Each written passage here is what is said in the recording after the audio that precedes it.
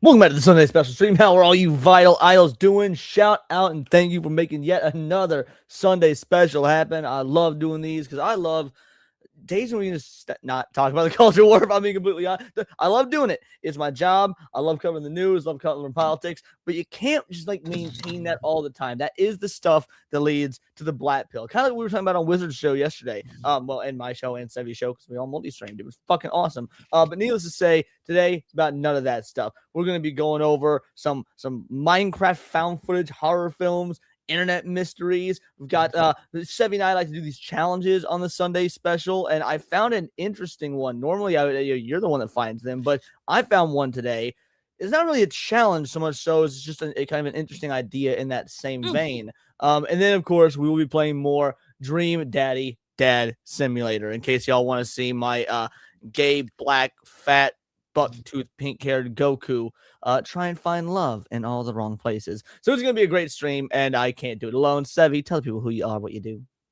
Yeah, hello everybody. I am Sevy. I'm a lawyer and a gamer, and I'm here to have fun and see how horrible this whole daddy simulator thing is. Yeah, which is how we will end the night, mind you. So Yeah. we got some other stuff to do before then. We got Jack SG2s is here, Say Hugo to IRL Wesker, Sevy, of course, we're talking to you guys in the comments. Dax is not our best mod in the whole damn land. Shout out to you, Dax. The Stream Elements bot is doing his job. Clip420 holding it down over on Kick. Shout out. If you guys have a Kick, please follow me over on Kick. We're doing everything. We're so close to getting verified, man. In fact, to get verified on Kick, what are the stats needed right now? Hold on a sec. Like, we're monetized on Kick, but we're not fully verified yet. Let's see. How do we do that? We still need 7 more total subscribers an average of 50 viewers, and we normally currently average about 21 on Kick, and then 100 unique chatters, and we're at about 52 out of 100. So if you have a Kick, but you've never watched us over on Kick, do your boy a solid and do so, because it'd be super cool to be verified over there. But Cliff is also over here on YouTube. Shout out that darn otaku. What is up? Shield Wall of Dragons is here. You'll love to see it. Jeremy Hughes review. What is up? Tiger King Rex Carter, the man who despises everything. Light Ferret holding it down over on Kick. What happens when you're verified? To my knowledge, being verified on Kick, like it's just like being verified on X or on any other platform. They'll promote you and push out your streams and whatnot more and enhance your discoverability. Are you verified on Kick, hun? I don't know. I have to check. But hold on, I'm changing the color because I don't like the red. I'm gonna go with pink. Oh, you're talking about for your background? Oh, for the no, for chatting in your Kick. Here we go. Oh, sure. I didn't even know you could do that on Kick. Change the background, change the color and stuff. Yeah. Anybody. Oh, your own color. Yeah, you can change your own color. Yes. Yeah, you can change your own color. So you can just click on identity and then choose whatever color represents you the best. I chose hot pink. Well, I appreciate it. And look, before we get into today's topics, today's content, you said you had a story for me. Oh my God, yes. Okay, so I went to see. And before you get into it, that darn otaku with a 2-banger. Here's 2 to start out the night, buddy. Thank you so much, otaku. Truly appreciate it, man. Thank you. Now, story time with Sevi. Yes. Okay, so I went had lunch with one of my friends, and she works at the building that she currently rents in. So, she helps out in the office. And she told me this insane story. She said, but to kind of explain, she told me this insane story about a tenant. So the tenant a tenant, like someone who stays at the building? Yeah. Okay. A tenant, yeah. And this particular tenant moved in to that building about 3 years ago. And she's a Somalian woman. The tenant is. The tenant is. Yeah. Okay, there's no way you're friends with a Somalian. No, my friend is white. Thank God. Go on. All right, cool. That's white is right. Let's go. I mean, we just got done from yesterday's stream of me explaining I don't have that many white friends. I mean, not white friends, black friends. It's basically a trio. Yeah, white people. And Cole Hauser. And those are the black people I know, other than Lawrence Knight. That's it. But anyway, so do you want to get to the 5 gifted memberships before let's do that real quick. Shout out. Thank you so much, Alex Darby, coming in with 5 gifted Words of Paradise memberships, 5 more vital fucking idols. Can't wait to see you guys. Hopefully we'll see you guys not just on the Culture War stuff, but on things like Tinfoil Haters, the Analog Horror streams. Shout out to all the vital idols. Who'd you hit? Let's see a quick gander. You snagged. Oh, the Doolies got hit. That's a banger hit. RPD Tyrant, Kongman, Radio Face, and Tiber. Shout out. Thank you so much, Alex. Let's go ahead and play you a clip real quick, my man. You know what? Let's start off with this one right here. I'm loving it again. The game would absolutely get a pretty high score from me. How many bananas? A solid 8.5 incher for sure. No. And wouldn't it be nice to live together? Shout out. All right, baby girl, continue with your story. So this gal, she works at the office, and there's a Somalian tenant. This is already a bad tenant, story. Yeah, that moved in about 2 to 3 years ago. When she moved in, my friend explained she came in a full hijab attire. So she was had all her hair covered. You could see her face, and it was this really big, I don't know, dress, parka thing, whatever it is that they wear. I don't know what it's called. When I was selling this, it doesn't matter. It's from an inferior culture. So go on. Yeah, exactly. Yeah, so she was just completely covered. So she's that type of weird Somalian, and Somali. As if there's Somalians that aren't weird, but go on. I don't know what you call them. Anyway, so apparently she lost her job. So she let the office know that she lost her job because her workplace was part of a fraud investigation.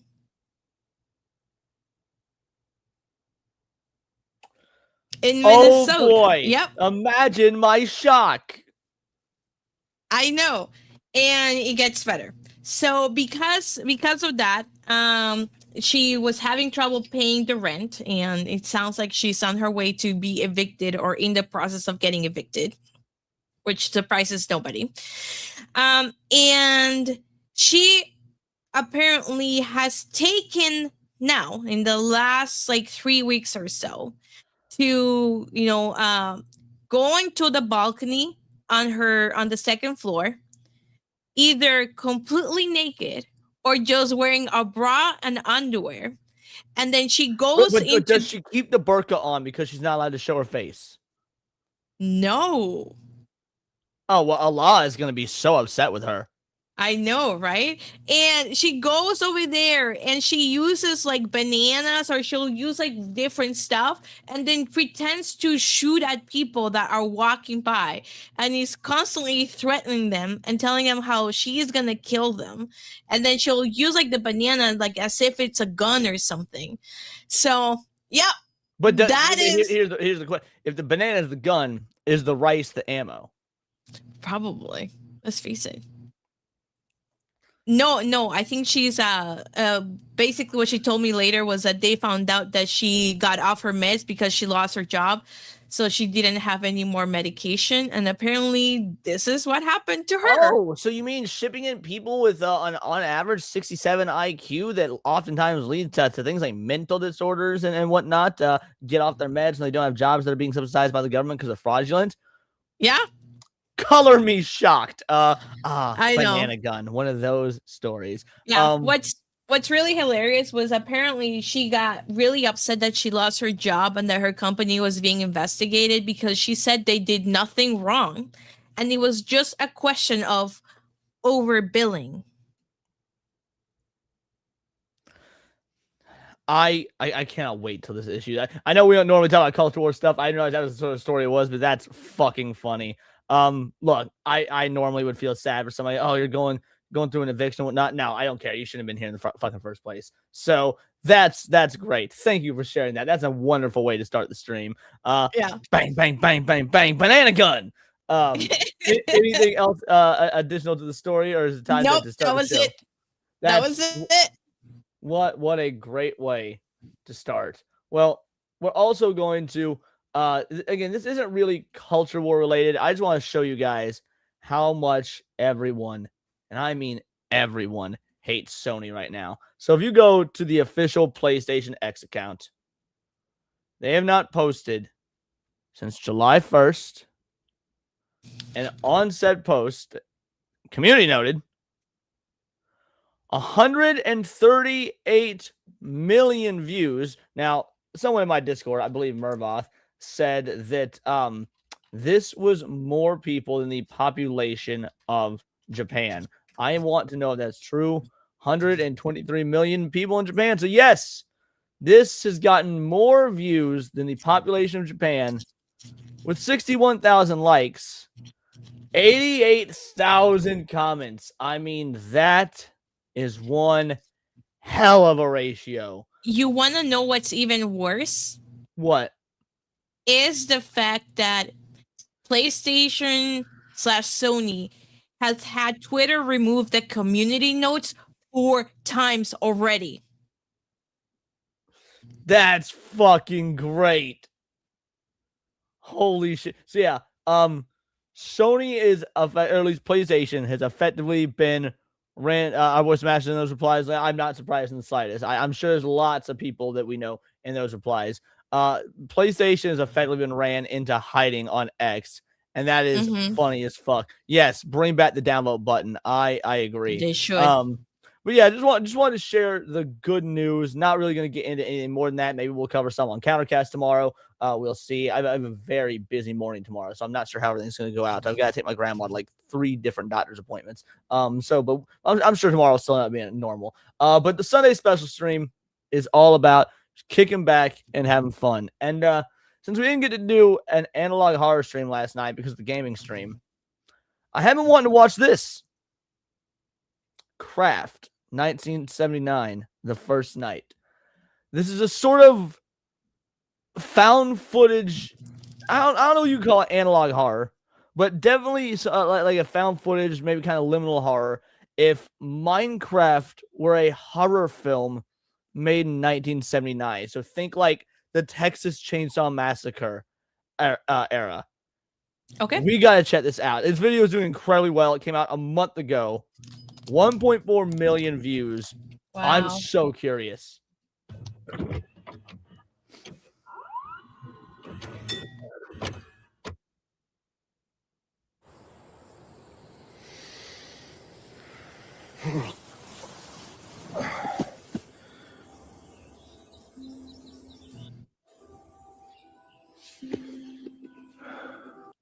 Out the gate, I love when they get the aspect ratio correct, and this is a much cooler Steve than Jack Black.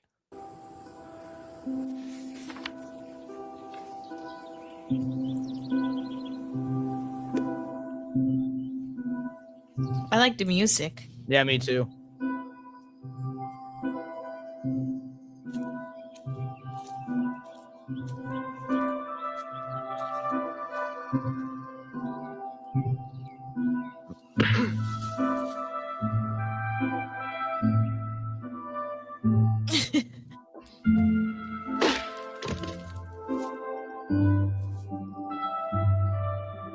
Okay, that's cool. I mean, that is literally how it works in Minecraft. Because you don't play Minecraft, do you, hun? No. I do. I actually, well, ironically, really love Minecraft. It's one of the only survival games I love, and like this is a super cool way to. That's awesome.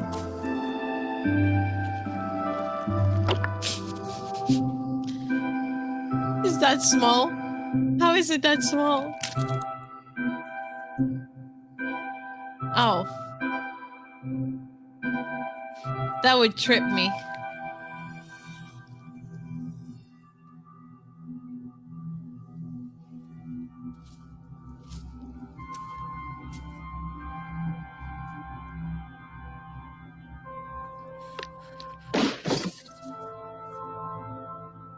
Okay, I will say that special effect was not very 70s.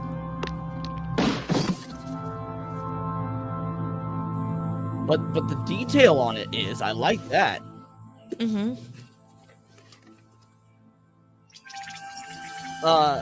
Okay, hold on. 1 log equals planks. 4 planks, crafting table. 4 planks was 4 times sticks. So 2 sticks, 3 planks, wooden pickaxe. So yeah, these are all correct. What's going on? So Nick DeMouse, right now we are watching a found footage horror film. If Minecraft were made as a horror film in the late 70s. So far, this is lore accurate.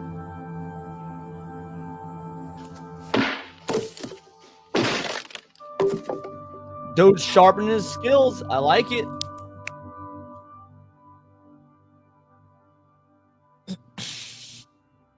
I'm assuming those are the planks. Yes, those would be the planks.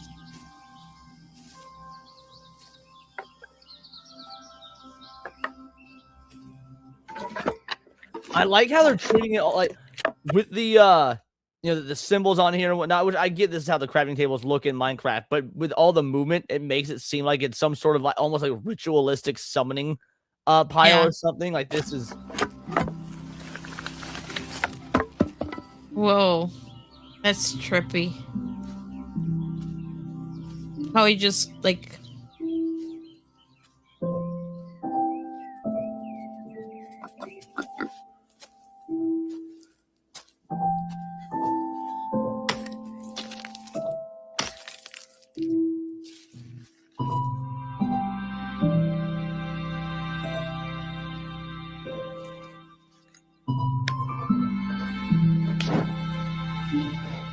made himself a torch. Okay, so that was coal. It looks like cool. And now he's gonna enter a cave. Are we gonna see some monsters?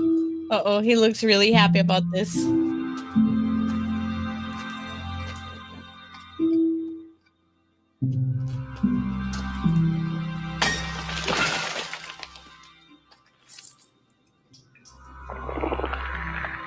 All right, got himself some like I think it was cobblestone.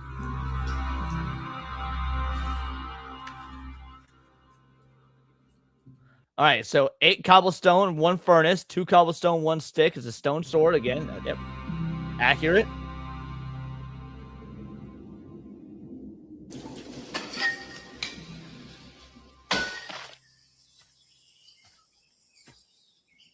Dude, I wonder how many generations this took. Like, how many times it took to generate this to get proper.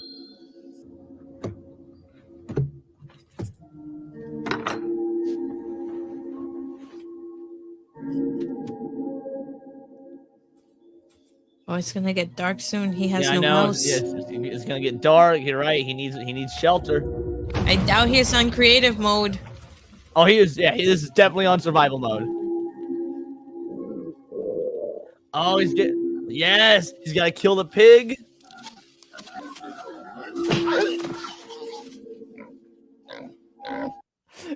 The way that pig just flopped.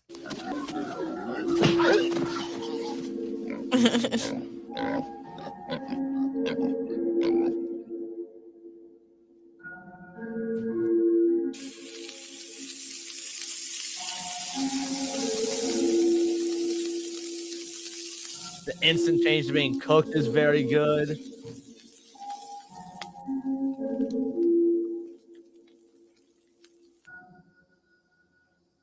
Oh no. See? Sunset. Yeah. Still no house. That's the first thing I always do in Minecraft, by the way, is build a house. First thing. I mean, even I know that.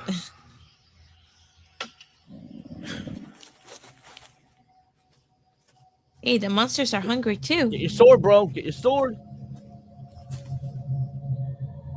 Oh, okay. Start with a zombie. They're dressed the same way. Yeah. The zombies are dressed the same as Steve. Yes. Oh, I did not know that.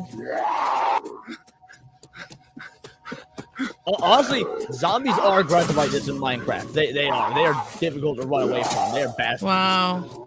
Why don't you bring your sword, dude? Maybe he forgot he had a sword.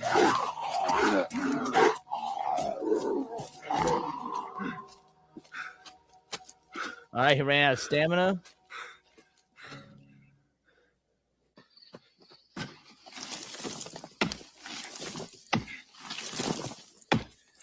Oh no. Yep, a place to hunker down for the night. That's a good call. Oh, well, there you go. The little blocky. That was a good edit. Oh. Well, I guess he's safe now.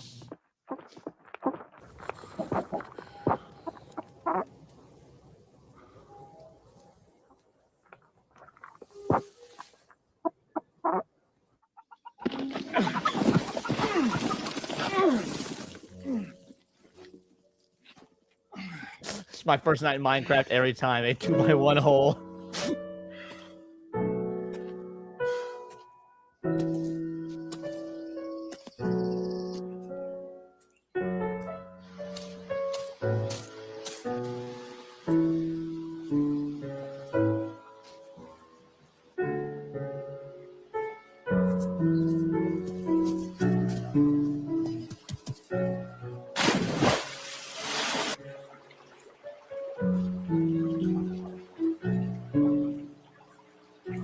Why is he in the water?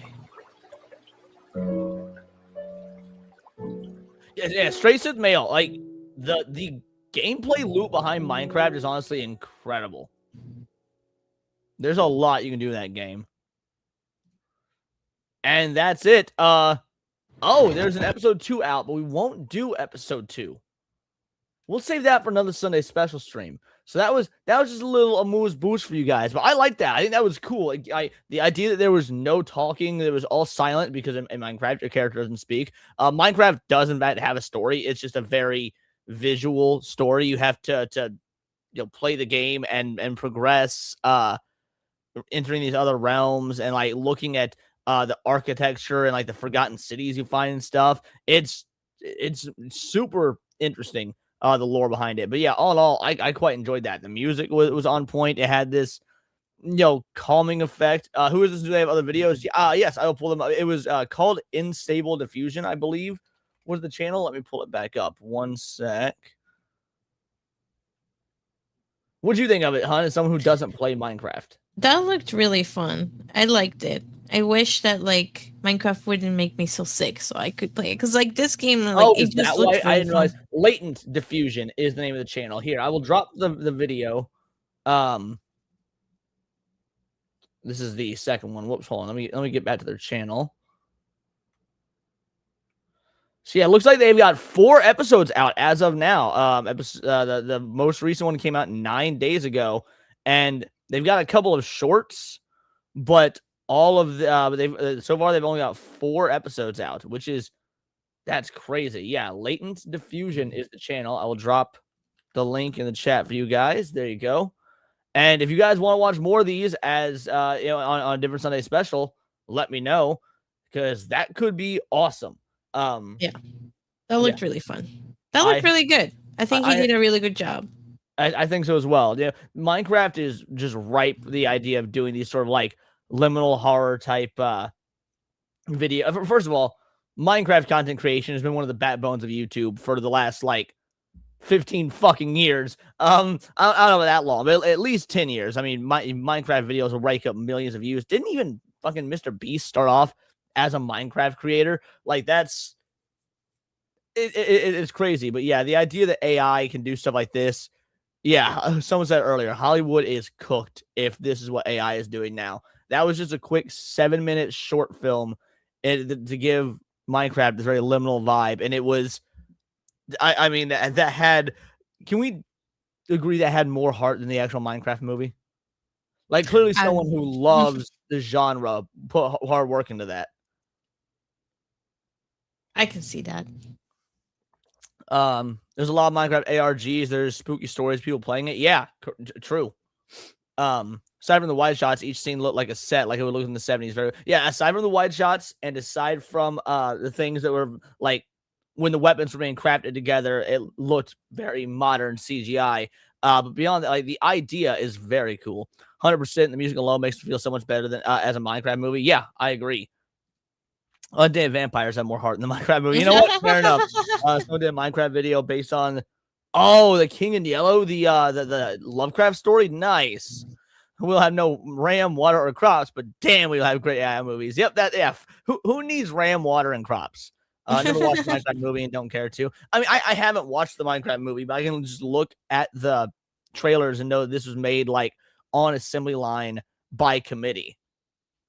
Absolutely no soul whatsoever. Yeah, that's what I'm saying. As opposed to, people want to talk about AI being soulless and stuff, but clearly someone out there, just random dude, Latent Diffusion, who understands his Minecraft lore, understands 1970s, movie work, understands the potential to liminality. Like, there's obviously things that as a fan, he knew far more than the people that made the original film. So when people talk about how like, oh, AI is soulless, no, I could see a lot coming from that, from the dude that clearly had a love for Minecraft in 70s films. This is it. This is the Minecraft experience. Just dropped in the world. First you learn to survive, then you thrive. Exactly, Desmond, bro. Correct. But we are going to move on. So this video is about half an hour long. Could take a minute. But man, am I curious. Anomalies in the Wayback Machine. Now, are you familiar with what the Wayback Machine is, babe? Do you use it? I use it pretty frequently. You mean like archive.org? Yeah, the Wayback Machine, the Internet Archive. Yeah. Yes. So this is Anomalies in the Wayback Machine. So Wow. I don't know what this is going to be about, but I think it's going to be unsettling. Starting back in 1996, the Wayback Machine began archiving the internet. And at this point, it has archived over 1 trillion web pages and over 1 million terabytes of web data. Today, I want to take a look at some of the strangest anomalies hidden in the Wayback Machine. Cutoffmyfeet.com. This is a web. Dude, are you familiar with cutoffmyfeet.com? No. This story is crazy.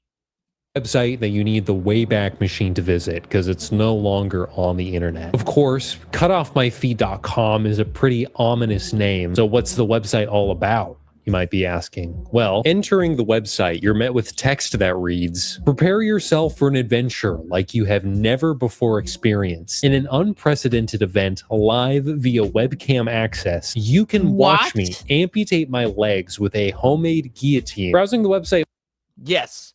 I don't know how deep he's going to go into the story, but if he doesn't, I'll fill you in.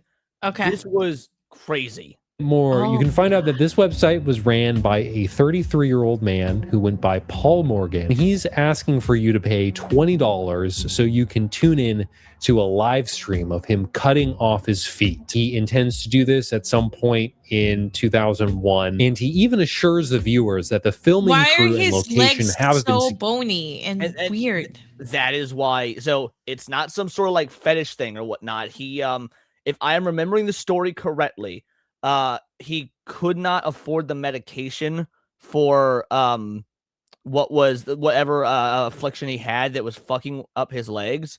Yeah. And so rather than, trying to, take forever getting in the system and get the medication and all that, he was just going to try and generate revenue by doing a live stream. In 2001, by the way, so this dude was a forward thinker.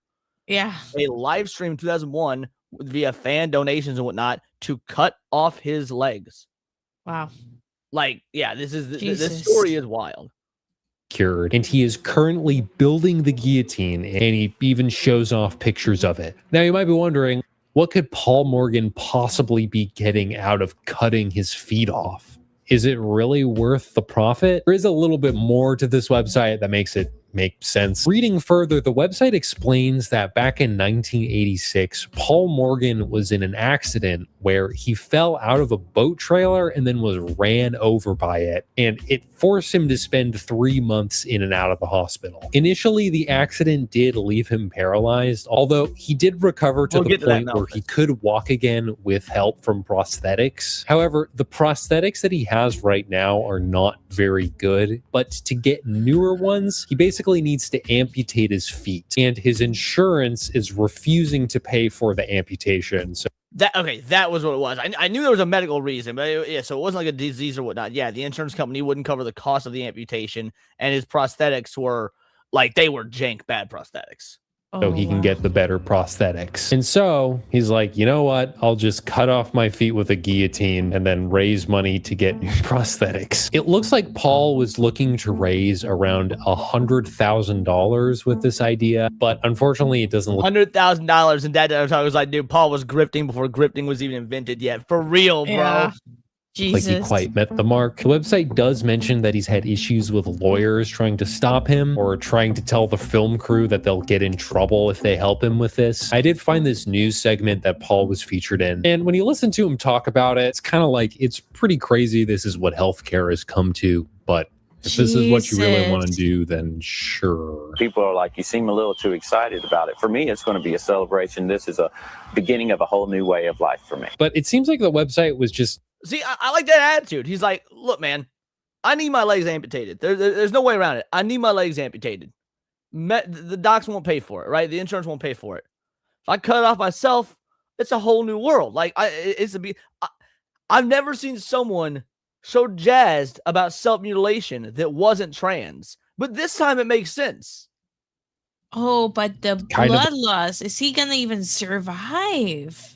I mean, if I recall, he was gonna have like a private medical staff like on call to handle the immediate post amputation. I could be misremembering because I know so many stories like this about the old internet. So we'll see what he says further. Abruptly abandoned with no sign off or official cancellations of the project or anything. Eventually, though, and this is kind of a bad turn in the story, feels like everything on YouTube's like this now, but I did see someone point out online that a man very closely resembling Paul Morgan's profile ended up being a sex offender in the area, and so it wouldn't be unreasonable to potentially speculate that these crimes might have played a role in him not continuing on with the website and okay, well, this part is all new to me. Looking out of the public eye. I would not describe this as 100% confirmed, but it seems plausible. SeeMeRot.com. So if you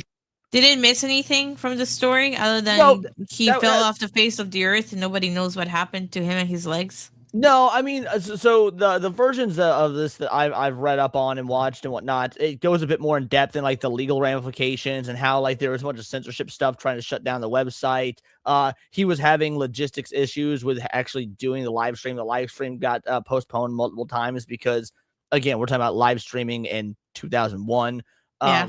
So like there was more technical issues, there was more legal issues, but it was stuff that I mean, really is just like extra information, but not really necessary to the story.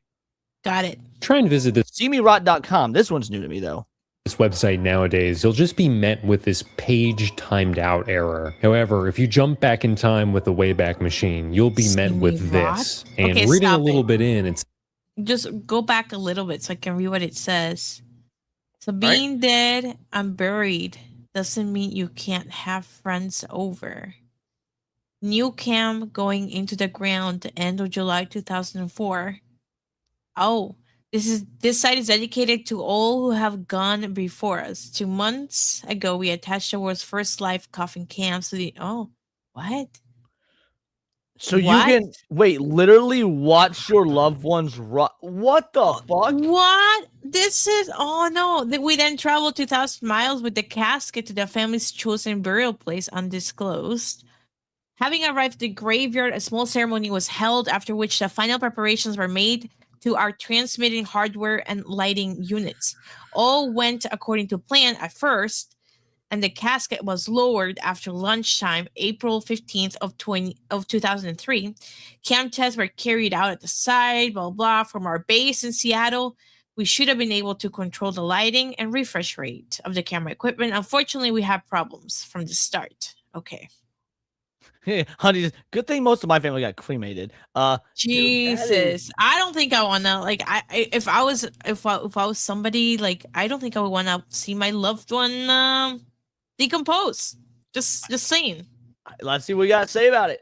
back in time with the Wayback Machine, you'll be met with this. And reading a little bit in, it says, latest news, new cam going into the ground in July 2004. Welcome to SeeMeRot.com. This site is dedicated to all who have gone before us. 2 months ago, we attached the world's first live coffin cams to the interior of our subject's casket. This was done after friends and family had seen the deceased for the last time. We then traveled over 2,000 miles with the casket in the family's chosen burial place, undisclosed to protect gravesite. Digging a little further, you can find that this supposed live stream is of a 41-year-old woman. And yeah, this website's like 100% fake. This supposed live stream right here is just like an image or GIF that changes every couple seconds. Okay, that makes more sense. The fact that this is fake makes, because the internet was rife with fake scams like this. My personal favorite was Bonsai Kitten. Bonsai sounds like a kick meta, yeah, for sure. Yeah. But yeah, like, are you familiar with Bonsai Kitten? No. All right, keep in your mind, if he doesn't talk about it on this, I will tell you. Okay. This website's pretty bizarre, though, because it's always filled with a bunch of porn advertisements on it. Pretty interesting to think that the business model was to hook them with a coffin cam and then get their money with the live cams. Poorly planned comics. Webcomics have held a significant place on the internet for years now. There are plenty of very unique and why you gotta do it like that, bro? Why you gotta show the shitty Sonic comics? Because now I'm significant place on the internet for years now. All right, hold on. Man, it took a long time to bury that fat guy. It's really late. Yeah, remind me next time not to kill such a fat person. I'm going home. I'll see you guys later. Bye. This was fun. We should do this more often. Bye. Hey, Shadow, want to get high? You know I do. Plenty. Hi, Shovel. Hi, Shovel. What? I have no idea what. Okay. Anyway. Unique and interesting webcomics out there, but in terms of weirdness, Poorly Planned Comics stands above the rest. Now, before we talk too much about Poorly Planned Comics, you need to understand the creator, Jack Masters. Jack Masters might be one of the most enigmatic figures on the internet that I've ever seen. We'll get to the super strange thing he's known for eventually, but first, you need a little bit of background. Unfortunately, some of Jack Masters' earliest online history seems to be partially lost to time, but thanks to the Wayback Machine and other archives, we can get a decent picture of who this guy was. Jack Masters participated in a number of different online communities, such as the ZZT community. ZZT is this old MS-DOS computer game where you can create these top-down adventure puzzle games and share them with other people. He created a lot of games using this tool, and many of them you can still play today. Most of his games were designed in a very cryptic way, where the player is given little to no explanation on what it is they need to do and how they're supposed to progress through the game. And so it's usually just kind of up to you to wander around and figure out things for yourself. All of his games were very puzzle or maze-like in nature. On top of creating these games, he also had a couple personal websites where he would post various other webcomics and write-ups about whatever seemed to be interesting him at the time. Many of his comics would take on a very surreal tone with bizarre imagery. Many of his creations would feature very poignant and thoughtful messages and ideas in them, making it clear that he was definitely a very talented artist when he put his mind to it. Finally, I should mention that Jack Masters was very involved with trying to solve the book Maze. Maze is this puzzle book released back in 1985, and the way this book works is each page in the book is a different room in a labyrinth, and it's up to you to solve these hidden puzzles in the rooms to navigate to the next room. And I should point out that the puzzles in this book are extremely convoluted and complex, and even till this day, it appears that some elements of this book remain unsolved. To give you an idea of how complex the puzzles are in this book, let me kind of walk you through how you're supposed to start solving these puzzles. All right, so looking at this page here, we can see we have a row of wood.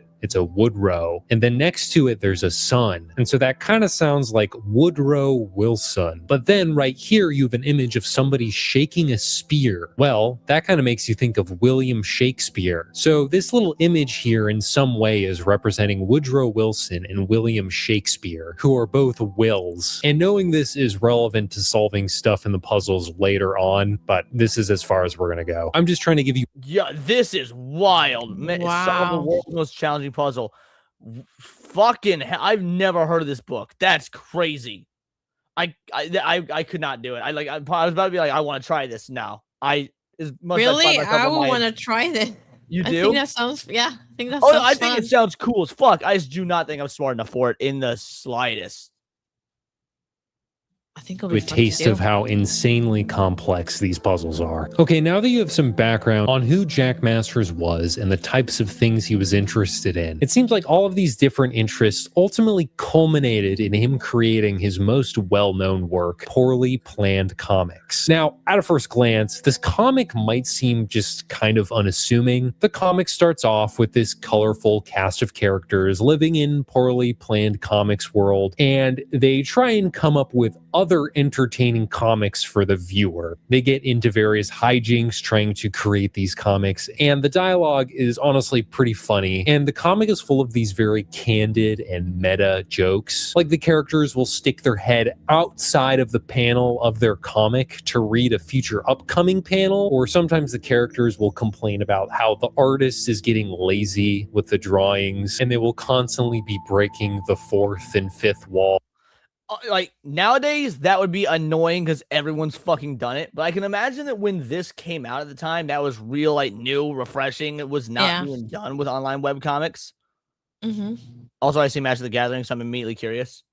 Hey Ben, got a request from characters in Poorly Planned Comics. They want you to email them some of your other requests.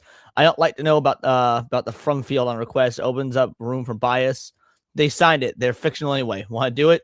Sure. Great. Go through the request list and see which ones you're not planning on using yourself. There are like 1,000 requests in the list, and I have all these terrible magic cards to sort. Been there, buddy. Now just email them the whole thing. Wait, why are they terrible? You order those cards online. You chose those ones to pay money for. I like the terrible cards best. I may have a problem. Bro, I've fucking been here, dog.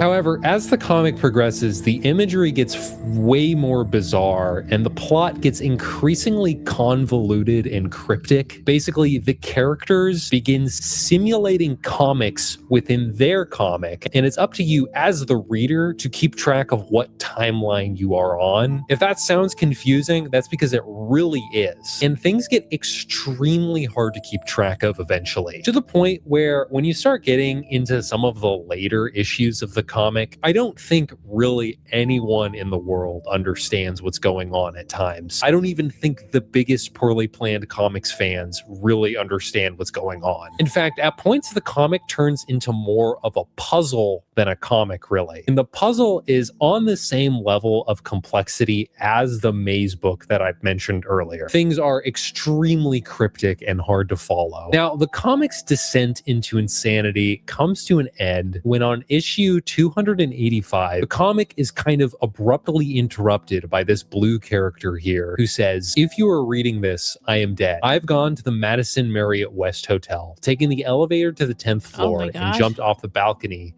into the atrium." Yo, he used the last issue of his comic as a suicide note? Whoa. Comic is my last will and testament. I release all my intellectual property and all other data I have legal access and reproduction rights to into the public domain. P.S. If you want to know why I killed myself, the story is here. It's long though. Following this link, you will find this collection of emails that, when reading through them, will kind of provide you some insight into the life of Jack Masters. Now, I have read through this entire email exchange, and of course it is pretty dark, but it does reveal a lot about the headspace of Jack. First of all, Jack mentions that he has ADHD and schizophrenia, and mentions he's been using an increasingly high amount of Adderall and LSD. He also mentions that he seems to have developed a second personality that occupies his brain that he calls Susie, that he has sort of developed a companionship with, sort of like a tulpa or something. And Susie has been pushing him to do increasingly violent things. On Jack Master's YouTube channel, there's an archive. Speaking of tulpas, for those of you guys that are not sure what a tulpa is, go watch the Tinfoil Haters episode. We covered tulpas and whether they are real or not. The live stream of him working on poorly planned comics while switching between talking as his normal self and talking as his alternate personality, Susie. Also, he's apparently on LSD. You know, we never resolve what happens to these guys who get sent back to the beginning of time. Well, we wrote strips that have them appearing in them, and then they get rescued by the magic school bus, basically. But we didn't end up putting them. They're not online currently because they're boring. Yeah, it's just a bunch of Master Reactor characters standing around talking. Yeah. Like, he just... I will say, for tripping his balls off on LSD, speaking of someone who's done that, many a time, his speech, he does not really have much of a speech impediment there. He's being pretty consistent with it. I'm impressed. Goes back and forth. Throughout the document, he outlines other more specific reasons for why he intended to follow through with his plan. He mentions things like feeling like none of his friends care about him or care about the things he finds interesting, and finding no meaning on why he should move forward. Now, you might be wondering, did he actually do this? And yes, it appears so. There are news reports out there that line up with what the comic says. This happened over a decade ago now. No. When I say impediment, Dax, that was obviously a put-on voice. When you're tripping your balls off, you will, your thoughts will be completely coherent, but you will struggle to put them out. Like, you will struggle to put them into words, obviously depending on how high your dose is. If you're just taking, small hits or whatnot, then yeah, no big deal. But once you're, 4 hits of acid deep, your thoughts might be completely coherent and fine. But actually, getting the sentence out in a proper manner is a struggle. So for him to be able to do that live, now again, we don't know how much acid he took. But I'm just saying he was handling it well. Now, people online find a lot of interest in analyzing Jack Master's work and trying to find hidden meaning within the comics and trying to solve the puzzles within them. And if you get enjoyment out of that, I think that's totally fine. But I will also say, I think trying to solve the puzzles or find hidden meanings in this comic might be a little bit of a futile endeavor. It's probably impossible to really know what he meant by a lot of the things in this comic. There's also the fact that it looks like some of the comic was made while he was on acid. And also, I'm not totally sure, but I think some of the comic is missing too. And so it's honestly hard to say if there even is a central message to poorly planned comics at the end of the day, or if it was just more of kind of like a creative exercise for Jack Masters. Jack Masters was clearly a uniquely talented person with so much potential, but from the looks of it, it looks like he was kind of undermined by mental illness and a lack of good social connections. And I should point out, there is so much more material and sources I could dig through to learn more and more about Jack Masters, but I think this is kind of an appropriate place to stop for this video. And I'll save the 5-hour video analysis for another time. Exit Monday. That story was crazy. I feel like I'd That's heard insane. that somewhere before, but like it sounded familiar. But damn, that was heavy. That was Monday is intense. a very So, all right, what's this one called? the You said 5-hour Exit video Monday? analysis for another time. Exit Monday. Exit Exit Monday is a very interesting website that can only be viewed through the Wayback Machine. What it is basically the creator just compiled a huge catalog of different possible end of the world scenarios. Oh! Some of these end of Oh, I do know this one. I've been to this website via the Wayback Machine. I've used it for tinfoil haters. This story is super cool. I think I heard about this through a Wang video. I've heard about this somewhere else. the world scenarios are pretty mainstream, run-of-the-mill things like a nuclear war, disease, climate change, asteroid smashing Earth. However, some of the more fringe scenarios that you don't hear about as often are pretty interesting. For example, what if the Y chromosome in men just continues to disappear? What if our planet gets smashed by a red dwarf star hurtling towards us? What if the universe stops expanding and just crunches in on us? The big crunch. A monetary terrorist attack that crashes all currency. Man, you don't really get fun websites like this anymore. It's kind of a lost art. Chris Benoit, Wikipedia editor. Now, okay. When you looked at that website, what has been the most interesting / weirdest reason? So the most interesting ones were always ones that had to do with astronomy. Like he mentioned, like the big crunch and whatnot. He had stuff, if I remember right, about like converging black holes. Weirdest, probably the religion-based ones. Like he had some pretty esoteric, and from religions I'd never heard of. So like, if this religion is true and this is their doomsday scenario, but I don't remember what those religions are because they're like obscure ones. Mhm. Yeah, we might need to, going over that website actually just on TFH might be super fun. I'll have to remember that for later. Yeah. now this is a pretty mysterious. Sorry, go on. No, I remember hearing that there was like always this possibility of using that it was like CERN might create like a black hole or something when they were trying to create that. Yeah, when they were little- smashing atoms together and whatnot. Mhm. So Yeah. I mean, there's conspiracy theories out there that did happen. Like, there's obviously the idea that the world went to shit after a certain point, right? Like after let's say 2012 or whatever it was. Like the world just feels different. And Mhm. some of the theories like, oh, that was when CERN turned on the Large Hadron Collider and they actually did open up a black hole, and that's what created like the parallel universe, and that's the one we're in now, and that explains the Mandela effect. I assume you know what the Mandela effect is. Well, we talked about this earlier when I was talking to you about the Oh, story Coach- that we yeah. Yeah.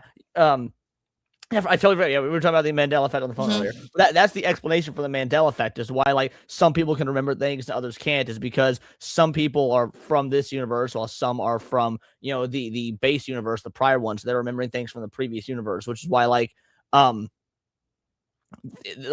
me and my kid would talk about this. There's memories that I have that she, is completely different when she reads history. But I've got memories like, no, like I was there. I remember it being different. And it's because, well, I would be from the original universe, but she was not born in that original universe. She did not come into existence until after the universes had switched, and then she was born. So there'd be no way for her to get access to that history. You know what I mean?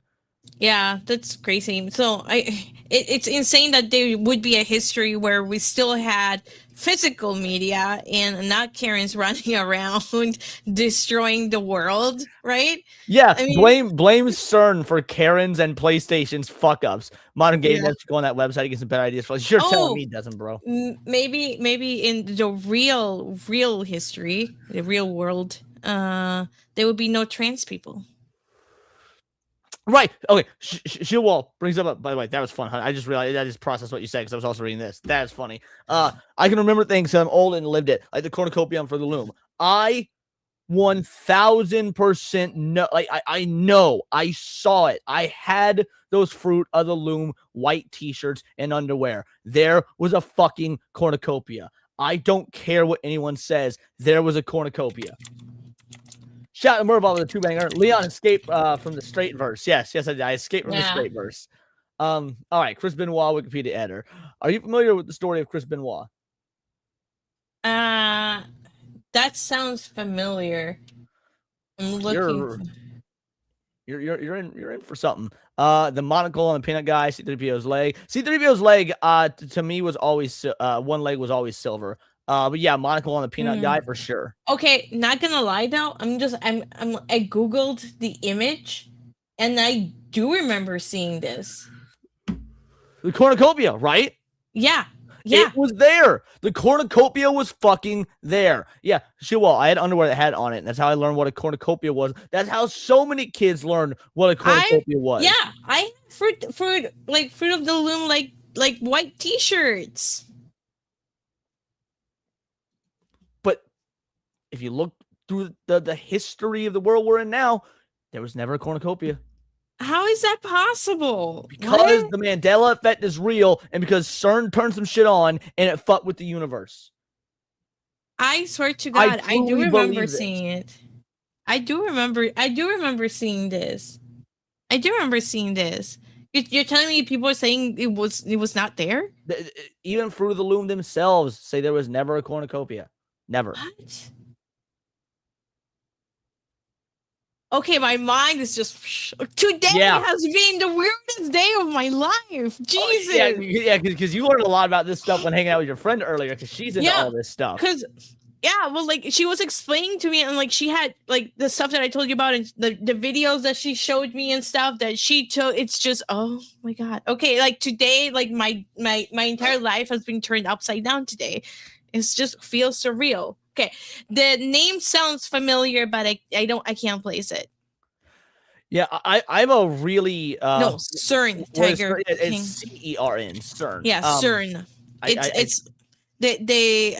It's a physics thing. Yeah, it's a giant. Well, I don't know. Underground the lab. But it's a giant laboratory in. Is it Scandinavia? Norway? Hold on. I don't know. Somewhere. Sweden. Where is CERN located? Switzerland. CERN is situated right in the French-Swiss border, northwest of Geneva, Switzerland. Primary main campus, which houses the Visitor Reception Center, located in Marion, a municipality of Canton, Geneva. It operates as an international laboratory. It's a large underground particle accelerator, including the 27-kilometer Large Hadron Collider, stretched outward beneath several neighboring French and Swiss towns. So it is a giant underground laboratory that stretches under. It's like miles long, used for slamming atoms into one another. Yeah, they had a documentary on it, and it was interesting actually to see the documentary because you got to see how it worked and how it changed and like some of the risk and problems and dangers that come along with it. It's like, so why are you turning this on? For science! They said because no one works there anymore. They had it. People have proven they had it. I mean, have people proven they had it? I don't know. Again, I don't know if I obviously believe there's a cornucopia. I remember the cornucopia. I don't know why Fruit of the Loom would say there was never a cornucopia.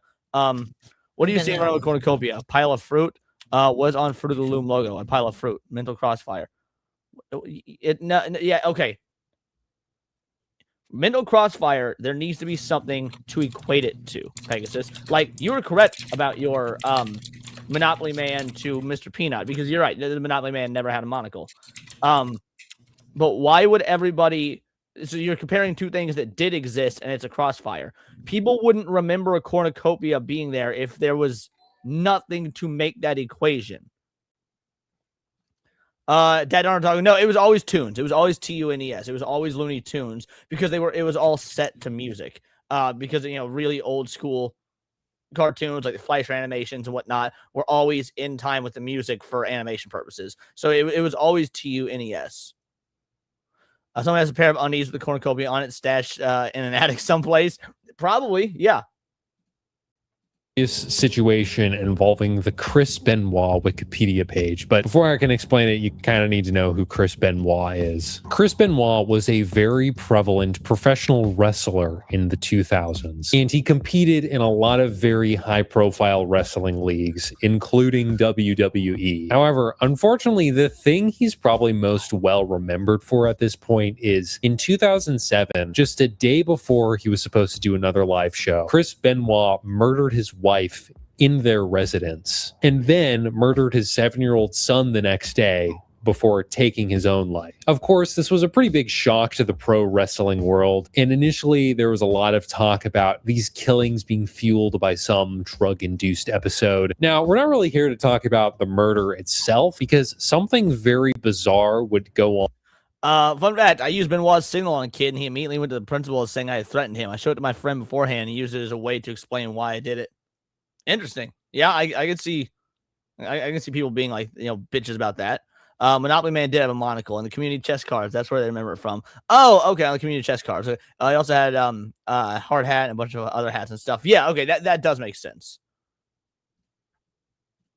To happen on the Chris Benoit Wikipedia page. Of course, Chris Benoit being the very famous guy he was, Hold on. Why would you expect a cornucopia to be there? People don't see cornucopias throughout their lives in any other iconography in any normal daily life. The only other time we see cornucopias, which by the way would be almost exclusively American, would be during Thanksgiving. Thanksgiving is the only other time we even semi-regularly see cornucopias. Anytime I think of a pile of fruit in general, at no point do I even consider a cornucopia. Again, this is how so many people learned what a cornucopia was from the Fruit of the Loom thing. So there's a lot of Mandela effects that can be explained. I agree. This is not one of them. Because there's no reason for people to think of a cornucopia. It is not a part of normal iconography. Has a Wikipedia page, but somehow before the public even knew about the murder, the Wikipedia page was edited to state that Chris Benoit would be missing an upcoming event due to the passing of his wife. Mind you, when this update was made to the Wikipedia page, the police didn't even know about the murder-suicide yet. It made it seem like this Wikipedia editor had some sort of inside information on the murder. And even stranger, many sources say that this edit on Wikipedia was made by someone who was using an IP address registered to Stamford, Connecticut, where WWE is based. Now, upon investigating the murder-suicide by Chris Benoit, the police found no evidence of any outside involvement. And nowadays, his actions are usually chalked up to him developing CTE from pro wrestling, and this brain disease ultimately pushed him to murder his wife and kids and then take his own life. But this still leaves us with the question, who was this editor on Wikipedia, and how did they know Chris's wife was going to die and he was going to miss an upcoming show? Well, the same IP address behind the edit just days later would post an apology on Wikipedia, basically saying that this was just some insanely lucky coincidental guess that he made based off of some speculation he saw on a pro wrestling forum. The police would go on to track down this guy, and it ended up being this just random 19-year-old college student in the area, and you can watch police interrogations of him. The wrestler Benoit, there was like rumors going on because he missed the pay-per-view and his scheduled dates, which he never does. And I was reading rumors and speculation online. Where online? Like on forums. I forgot the exact sites. I was just on Wikipedia and I just made the post. Like a lot of people on Wikipedia make unsourced posts and stuff. Like it's happened all the time. Yeah. So this was just I just assumed. I can't really explain why I did it. It was just stupid. I've watched these interrogations and I can believe this was, bro, if this was a random stroke of luck, I don't know if you consider it good luck or not, but I hope homie bought a fucking lottery ticket because that's crazy. Yeah. You wanna see some? Oh, this is unrelated, but this is based on what we were saying. What up, Domical? Yeah, lay it on me, girly. All right. I can share my screen. I'm just gonna share it on the same thing here. Yeah, share it. That's why I minimize my screen, so you just share yours. Oh, my camera's tracking. I think it's not tracking me anymore. There you go. Okay, so this is from newspapers.com, right? It's an article from Florida. And this is from 1994, right? And they're talking about Fruit of the Loom. I had to look. And they describe it here, right? Anyhow, Fruit of the Loom's logo was initially a cornucopia. There we go. I mean, if this is so if Dark Pegasus, if you want to say no, you just made it up, it's your brain misfiring. Explain the newspaper article from what year was this from? 1994. So you can see a picture. It's Florida Today, from Friday, October 14th, 1994. There you go. Yeah. Good find, baby girl. And that's why you're a lawyer. I was curious. I was like, I swear to God, I remember this, but I don't want to. And I saw the website that they, that they're talking about. They're saying no, this is not true. This is a false memory and whatever. But it's also explain how we all know the exact image of the cornucopia was. Yeah, we all remember that exact version of it, mind you. Not even because when you've got collective false memories, there's at least some sort of discrepancy. I was a children. I did not know that you could be multiple people. I remember the cornucopia. Hey, you know what? Maybe he had multiple personalities like that one dude. Oh, that's true. Like Jack Masters. Yeah, that way he can be multiple children. Vindication. Thank you, Sevi. Yes, thank you, hon.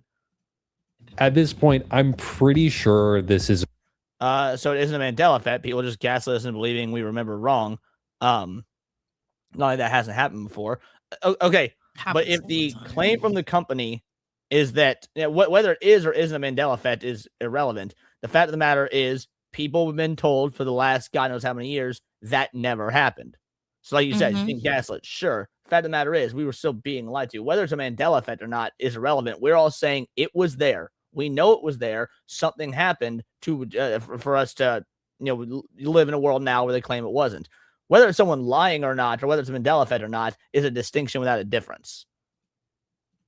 The coincidence. It is honestly one of the craziest coincidences ever that someone would just kind of have a shot in the dark guess like that, but it probably is one. Listening to this kid talk, he really seems very out of his depth here, and he's very compliant with the police officer, and I don't know. When the police officer says that he's going to take his computer, he does get a little bit uneasy. Where's this computer that you were using? My laptop. Oh, it's at home. It's at home. I'm going to ask for consent for it to search. All right. Sure. Okay. But Occam's razor says he probably just has porn on it or something. I don't know. He's 19. They ultimately decided he was innocent and let him walk free. But till this day, you can see people in the comments of this video who still kind of find him suspicious. Fashion Avenue. Fashion Avenue. Can I say something really quick? Yeah, go for it. Just generally, not legal advice, obviously, but if the police says, hey, we want to grab your phone and search your phone, you should always say no, demand a search warrant for it. And if they say, oh, we're just gonna keep it safe for you, that's not good. Why would you want to give them that information? If they ever say, you know what, let's just take your fingerprints just so that we can rule you out, don't do that. Get a lawyer, because they constantly, there's so many catch their shit wall misimpressions and false positives all the time that you will be so messed up. Just don't agree to that shit. The dude is yeah, sure, why not, dude? Even if I was innocent, I wouldn't just be yeah, why not? Let me give you access to whatever. No. I agree. One of the first websites to really creep me out in a while. When you first visit the page, it's just this huge wall of text. And when you get to reading it, the website just is extremely strange. This website was apparently made by a woman who went by Carol, who was 21 years old when she made this website, and she's soon to be graduating college. And her whole thing is she really, really wants to be an amputee. Specifically, she wants both of her hands removed so they can be replaced with hooks. And on the website, she constantly repeats that she wants her hooks to be something called twin body powered prosthesis with their What the fuck? Dorrance 5X stainless steel It hooks. sounds like she It has a lot honestly of creeps me out. problems. Yeah. Well, I mean, what's it called when people have the mental illness of wanting to cut off their arm or their leg or something like that? Like, it's similar to being trans. Like, you've got this mental illness, you're born in the wrong body. There's people who have this mental illness that believe like they shouldn't have certain limbs. I don't know if that's the same as dysmorphia, but I'll look it up. Hold on. Man, there's a term for it. I just don't remember what it's called. Oh, it is. Well, it's body integrity identity disorder. Integrity. Okay. Or gotcha. body integrity dysphoria. And body dysmorphia is a large umbrella term stuck in my dick that has to do with a large, different things of mental illness. So this one has a specific name. So thank you, hon. Yeah. Hey, cool gamer. Has been a member. Go for it. Go for it. Yeah, a member for 2 months, and he used his member super chat to say hi to me. Hello, cool gamer. What up? Thank you for 2 months membership, homie. A lot that she's constantly repeating that she wants this specific model of hooks on her hand. Twin body powered prosthesis with Dorrance 5X stainless steel hooks. She mentions that ever since she met an amputee as a kid, she's had this kind of like repressed desire to become an amputee with hooks. And recently she's kind of more thoroughly committed to wanting to actually live out this desire. She then goes on to mention that just a couple days before her upcoming graduation, she intends to purposely initiate some sort of quote unquote accident that will cause her to lose both of her hands. And she's even been practicing with these hooks ahead of time so that she can be ready for when she no longer has hands and has hooks instead. Strangest of all, at the bottom of the website, there are some links titled "Showing Off My DBE Arm Stumps Without My Prostheses," suggesting that she might have actually went through with this plan, but unfortunately these links are broken and you can't actually see any images. Damn. And so it's hard to say if she actually went through with it or not. Now, there's really a lot to unpack here. Some have speculated that this page might just be someone expressing their amputee fetish, which is possible. Or perhaps this person might have something called body integrity identity disorder, which is a condition where sometimes people desire to remove limbs. And of course, there's also the possibility that this website might not be legit and it's more of a creepy creative writing exercise or something. Well, let's face it. I think back then, people in the internet would make posts like this on like Craigslist all the time to like do borderline illegal things or just like really messed up things. Or just like random weird dark art, It's Yeah, like, exactly. Now, that being said, the internet was Wild West. We know there's a lot of crazy motherfuckers out there. I also can't rule out that this is true. Like, this is a real mental disorder. There are people that suffer from it. We already saw the cutmylegsoff.com was, that was real. So I don't know which is more likely, honestly. Like, this is just a weird art project, or who knows? Did this person have this mental disorder and make a website about it? Because he made a website about whatever he wanted back in the day. Yeah, makes sense. Deep. But it seems like in the last couple of years, some people on Reddit have been able to track down this woman's Facebook account, and it appears that she does still in fact have both of her hands. I can't totally confirm that these people on Reddit managed to track down the right person. And of course, people on Reddit do just make stuff up sometimes, but I also haven't found any reason why what they're saying would be fake either. As to why she wrote all this stuff back in the day about wanting to cut off her hands is still unclear. I think most likely it was probably some sort of dark creative writing project, but it's also possible she might have had some sort of fetish, or she had a partner of hers kind of pushing her into this fetish, or maybe the writing actually came from her partner too. Raising a Psycho. So this is somebody's personal blog that has since been removed from Blogger's website, but you can only view it on the Wayback Machine now. This blog is written by a guy who, alongside his wife, adopted a child who they believe to be a psychopath. And by psychopath, he's not just like, oh, he's like a crazy kid. He's like a genuine Look me up. Wait, what? Hold on. Because now I got it. Hold on.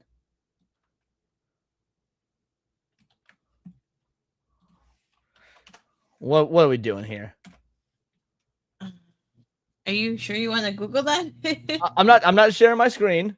Okay. All right. Well, I think he said he went to prison. So that might be the prison number. It says Department of Corrections. Yeah. DOC. I'm on the Department of Corrections website right now. But it does not let me type in the full number.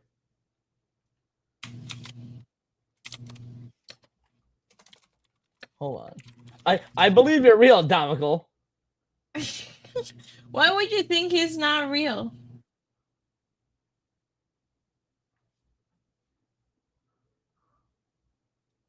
All right. Let's see. Can I just see?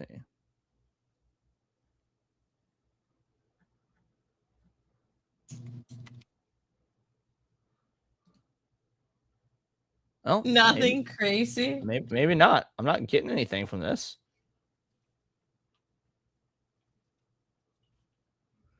This says belongs to an inmate currently in the state system. Hold on. Maybe they like reuse numbers. Here we go. Department of Corrections search.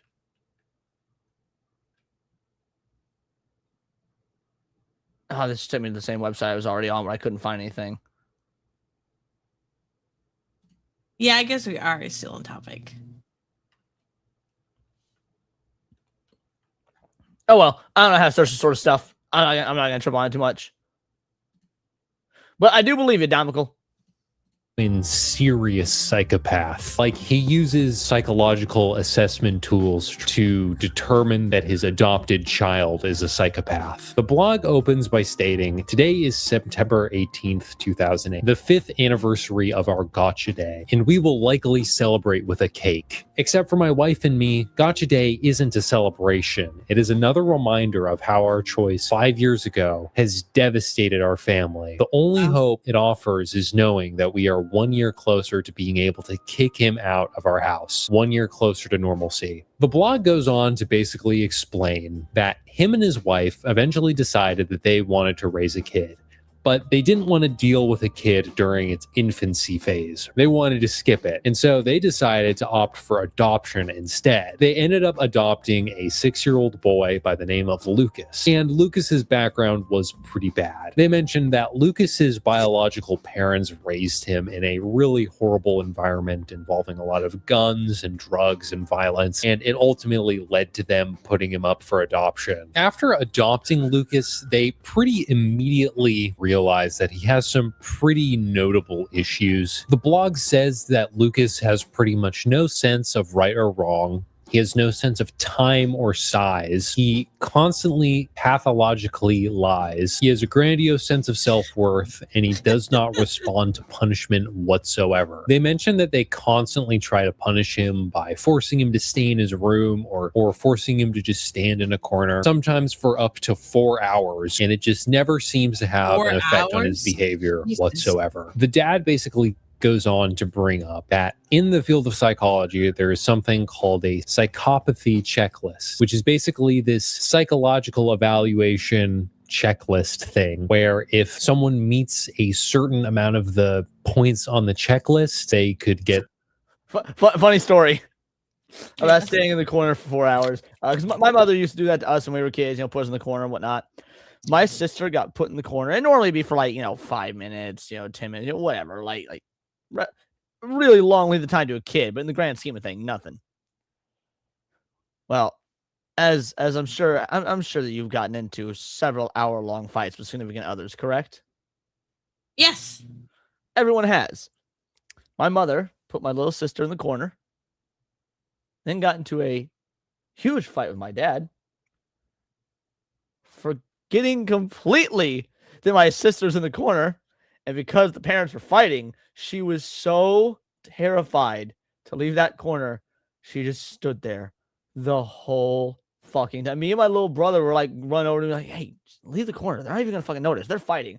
She's like, no, I'm not doing it. I'm not too scared. Like, dude, she stayed. I don't know how many hours it was.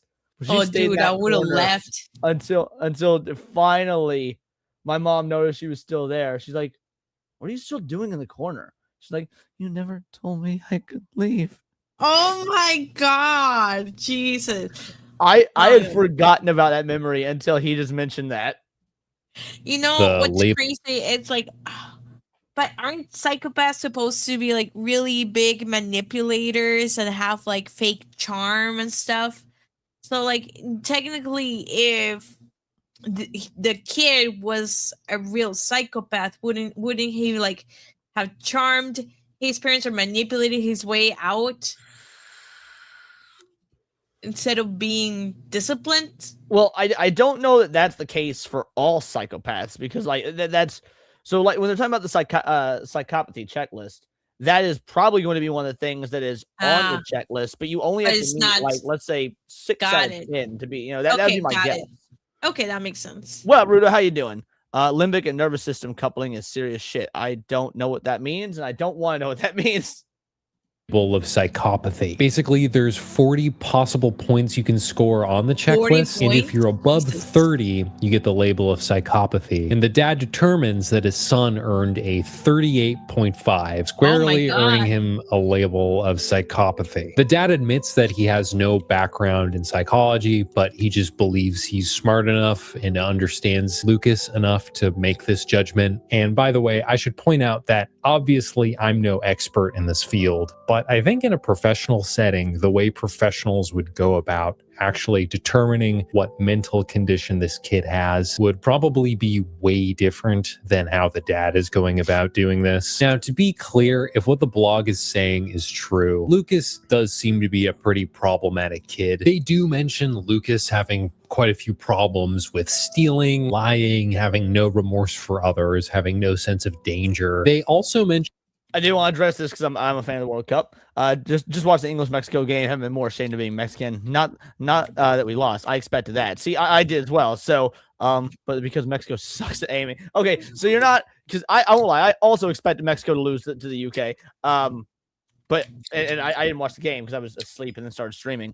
That being said, yeah, I don't know how bad you guys lost, but I was expecting England to win. But if it was that bad, then damn. Oh, sorry to hear it, bud. more specific incidents, like apparently Lucas had an issue with groping a girl at school, and also at one point he broke into a neighbor's house, went through a girl's underwear drawer, and took pictures of himself naked on her digital camera. And this incident would actually get him in trouble with the law. He would be forced to wear it. I mean, that's some psychopathy stuff right there. What up, a kick of the nuts? How you doing, homie? Mexico dominated the field but couldn't score in wide open goals. Oh, that's sad. No, that's even worse. So shout out King of the Nuts. Thank you for the 2-banger, homie. Better late than never. Ankle monitor for it. They mentioned that to keep him contained, they have to have someone keeping an eye on him 24/7. And this has just been a really big challenge for their life. The blog continues to kind of update the readers on where they are in life and what antics Lucas is getting up into and how frustrated they are with trying to raise this very unruly kid. Now, judging based on the comments here, this blog was very controversial. The comments are filled with people giving their opinions on either how bad of parents they are and how they don't deserve to raise a foster kid, or alternatively. Now, I will actually just going, if what this video is saying is true, I would also agree with that. Like, if your mentality is, oh, I want to be a parent, but I want to skip the part where the kid's an infant, so I'm going to adopt. you shouldn't be a fucking parent. Like, Mm-hmm. that should not be the reason to adopt, is because you want to skip the infant phase.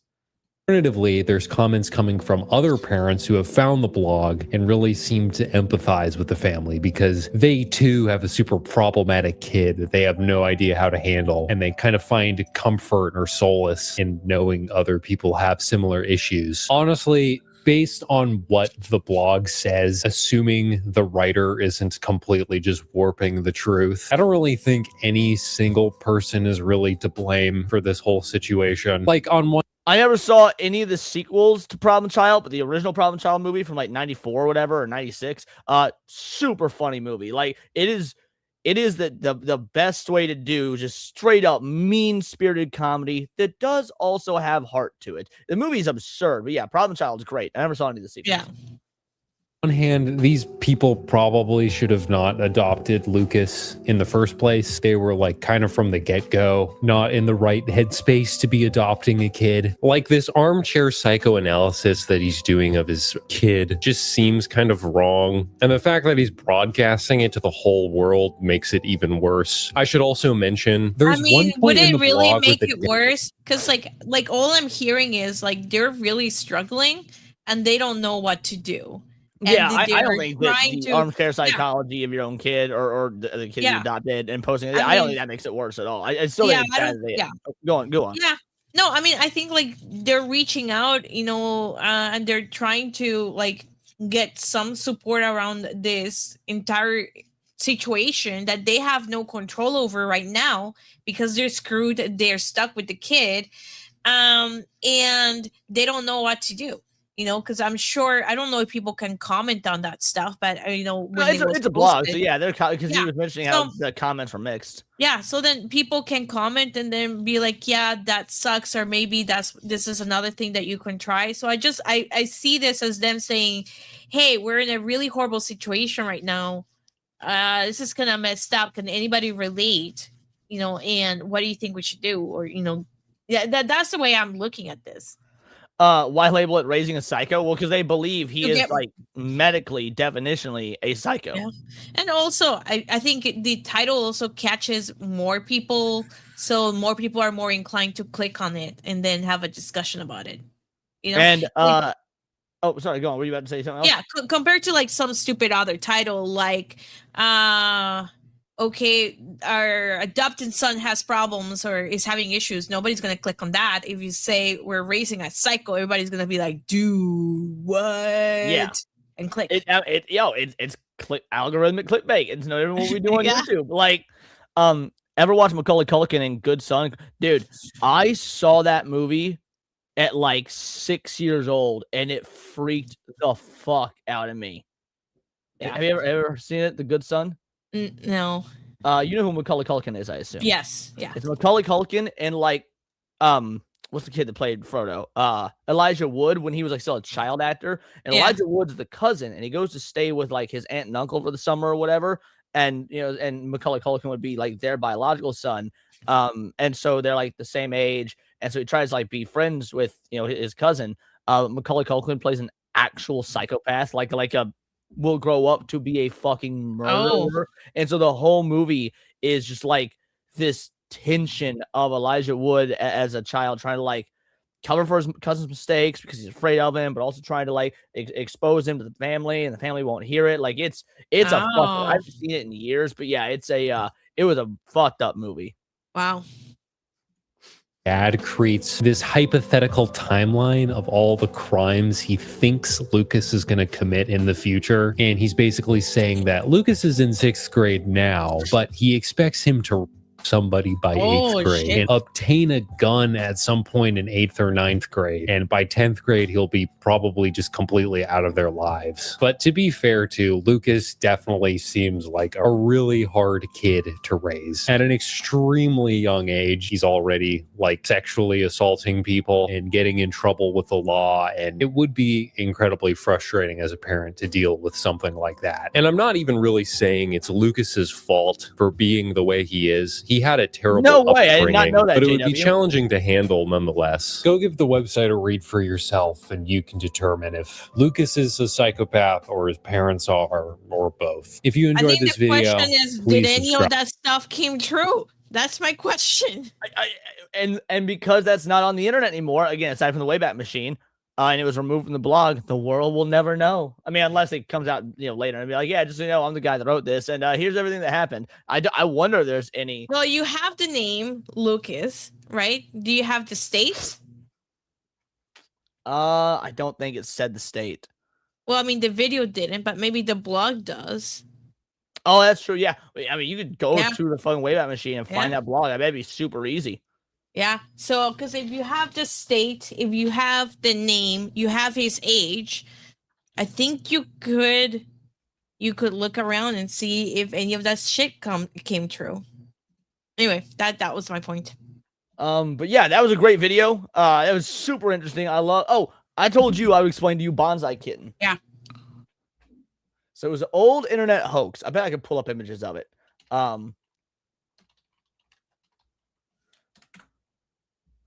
All right, here we go. Let's see if I can get some images.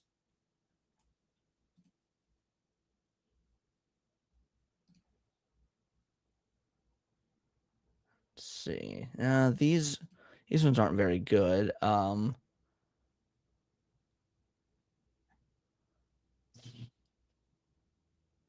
right, you know what? Fuck it. We'll do it anyway. So Bonsai Kitten is open image, a new tab. It was this viral hoax on the internet in the 90s where people were like, oh, we want our kittens to be more exotic. And so they would stuff kittens in like bonsai tree, like pots and whatnot. Like, because bonsai trees grow all like weird and mangled, and like, so they would stuff these kittens in like these jars and pots and whatnot that had weird shapes, and they would leave them in there because kittens' bones and stuff are so malleable. And then once they had taken the shape or the form that they wanted their kitten to take, they would pull it out, and their bones and stuff and structure would be hardened into that position, but they could still move around and stuff because they effectively their bones form like that, and your kittens came out looking fucked up like bonsai trees. Obviously it is not real in the slightest. But like PETA stepped in, there was news articles about it, the whole nine, because it was just a fucking internet prank. There was never any real bonsai kitten or any people doing real bonsai kitten stuff. Like it was just a super funny internet thing that people took way too seriously. They thought was real.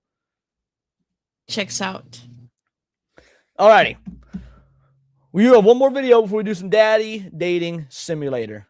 And frankly, I don't know if we'll do the whole video. It depends on if it gets the stream taken down. Because it very well could. But me and Sebby traditionally do these little challenge things when we're on stream together. And last week we did a save one challenge, you recall? Yes. Well, this one's called Save One Anime Opening Edition. Now, you're not an anime fan.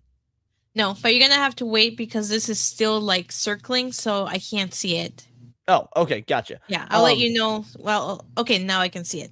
So, well, I figure I am a huge anime fan. I'm sure I'm going to know all these openings, or at least many of them. You are not. So I think we're going to come away with very different answers on which ones to save and which ones to get rid of. Or maybe we'll come to the same conclusions, because obviously my nostalgia and my love for these shows is going to be a factor on which anime theme song I want to save. Whereas I imagine you'd be coming at it just listening to the music and looking at the visuals and be like, oh, I like this one more. Mm-hmm. So we have an anime fan and a non-anime fan choosing what anime opening theme songs to save or get rid of.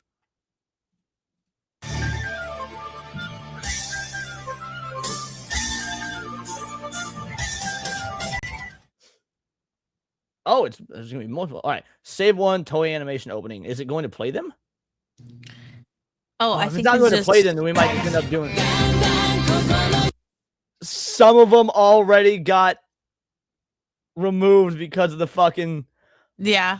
Well, we'll have to do a different one then. We'll have to do a different challenge then, because there's no point in doing this if we can't hear all of them. Yeah. Oh, well, I tried. I thought that was going to be fun.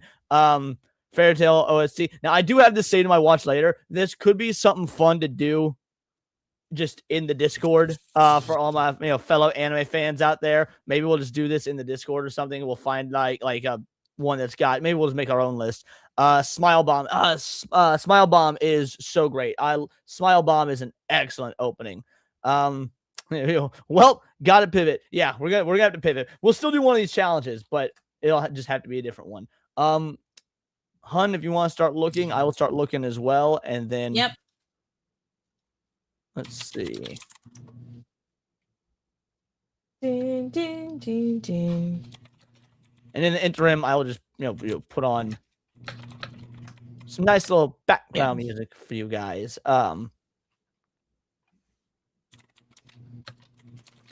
Here we go. This will work.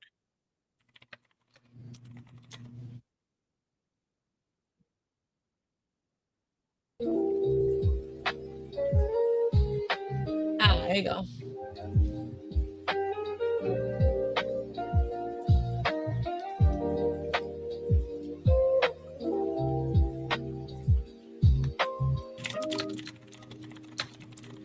Go ahead and if you find any, send them to me on Discord, hun.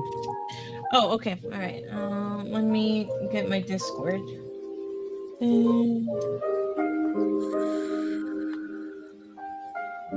Okay. Oh. Yeah.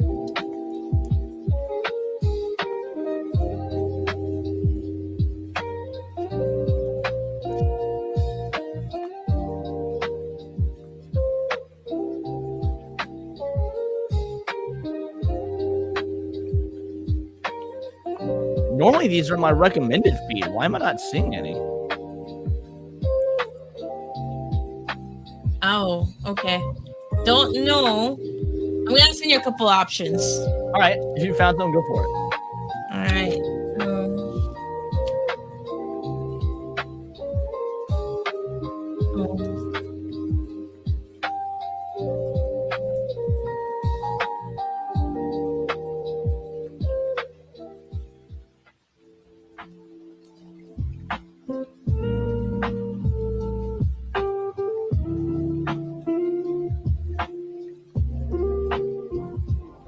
Oh, that would be fun.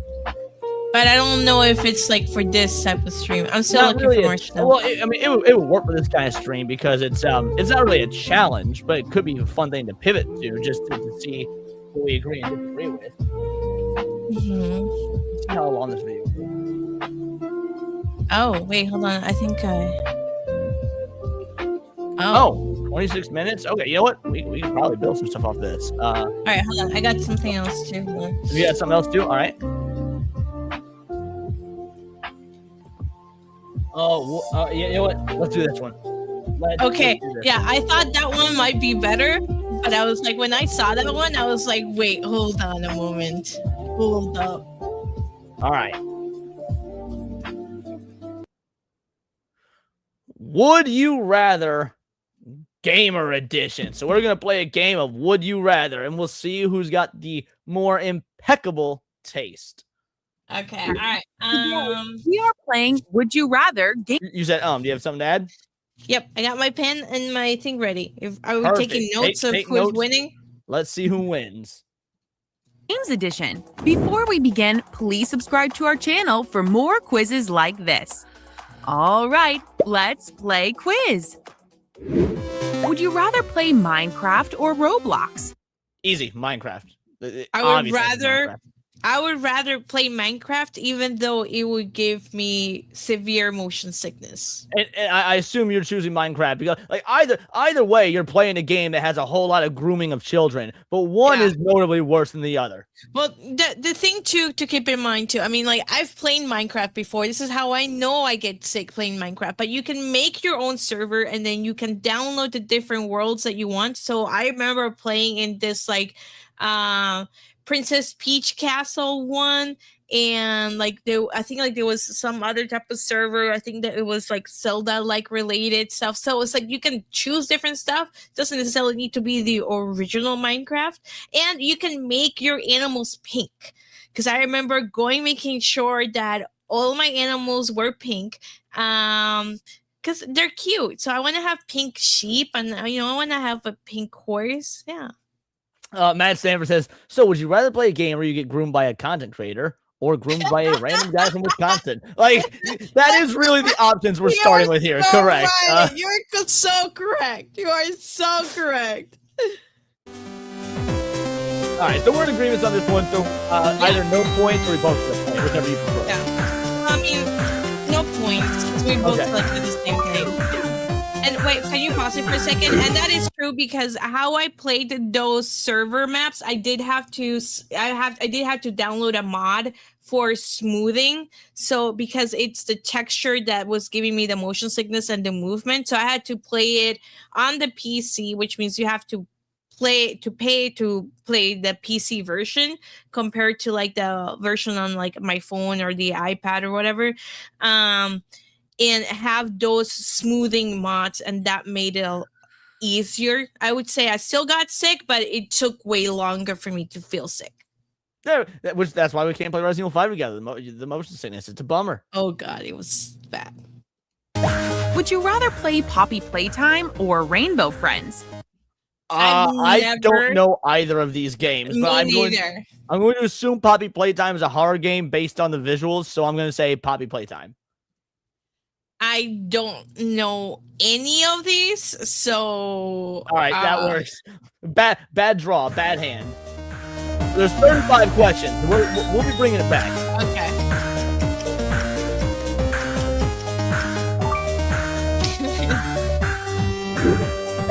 Would you rather play Subway Surfer or Temple Run? Bro, Temple Run all day. Temple Run is so fucking addicting because like I've not played it in years because I used to have a problem with it, especially because there was a Sonic the Hedgehog Temple Run clone released, and I used to play the fuck out of that. Like I got to the point where I had done literally everything there was to do in the Sonic Temple Run clone.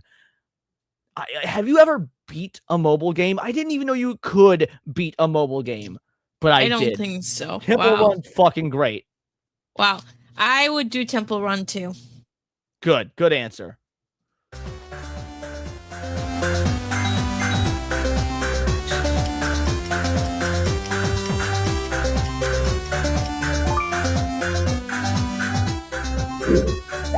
The Last of Us or Red Dead Redemption? Red Dead Redemption.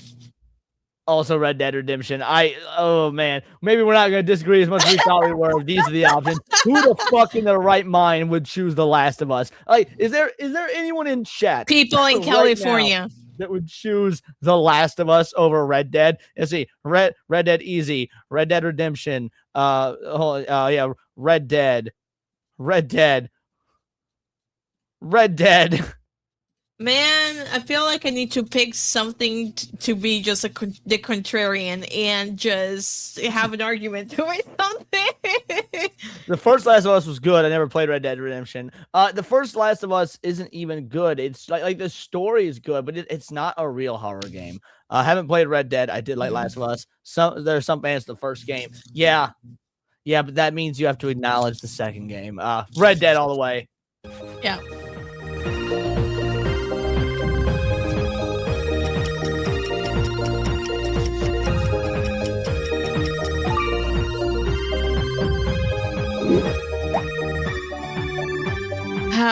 Fall Guys or Stumble Guys? I've Guys. not played either of these games, so I'm out. Have you played? I know you played Fall Guys. Have you played the other one? I have not, but I mean, I like Fall Guys. It's okay. I've never played, but isn't it similar? Because I played Sonic Rumble, and you said it's similar to that. So yeah, it's similar. It's similar to that. Yes. Fall Guys, you control so well in that game. Mr. Beast mentioned Fall Guys by default. Oh, is Stumble Guys a Mr. Beast thing? Is that why it is? Okay. Oh my god. Okay, that makes sense. But yeah, then fuck it, Fall Guys.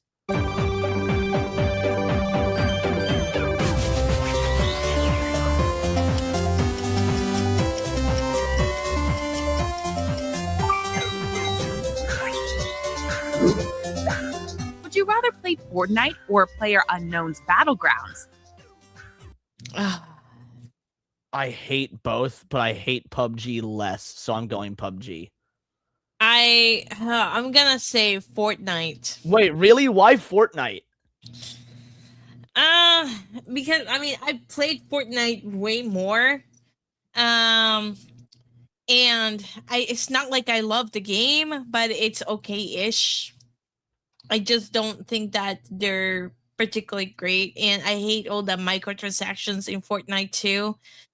But in Fortnite, though, you could play other types of games. Like there is like like escape the back rooms, like Fortnite, where I mean you don't shoot anybody, but it's basically like a multiple games under the name of Fortnite. So it's not just a shooter game.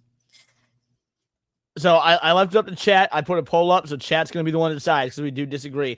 I'm going PUBG simply because, like I said, I hate both, but I hate Fortnite more. Yeah. I hate the commercialization of Fortnite. I hate how every card game nowadays has become Fortnite with all their goddamn crossovers and stuff. I hate what it's done for the culture. I can't even say that it's a bad game from a gameplay perspective, but it's done so much irreparable damage to gaming that I have to, like, in good conscience, go PUBG. Well, Fortnite also has like multiple types of games that you can, because I played a Fortnite version of the back rooms. So, and that was actually fun. And I'm sure that's fun, but is that what the vast majority of people are going to Fortnite for? I'm just saying it has more options, more possibilities. Yeah, Fortnite is gayer. Well, chat hath spoken, and PUBG is pretty much Leon dominating. won. So There you go. Leon has 1 point. I have 1 point. Yep.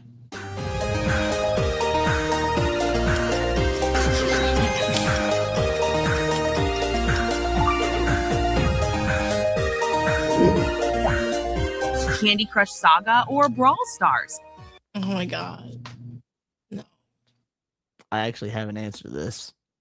Oh god. Okay, go ahead. Candy Crush. What? I love Bejeweled and Bejeweled style games. I've never played Brawl Stars, but the reason why I cannot, I just don't know what the other one is, but you know, the reason why the ESA said that women are 50% of the gamers population is because of Candy Crush. Of motherfuckers playing things like Candy Crush. And Yeah, I get that. and but, just because of that, I'm voting for Brawl Stars. So, and I can't even get mad because- at that being your reasoning and that being your logic, because I just did the same thing with PUBG.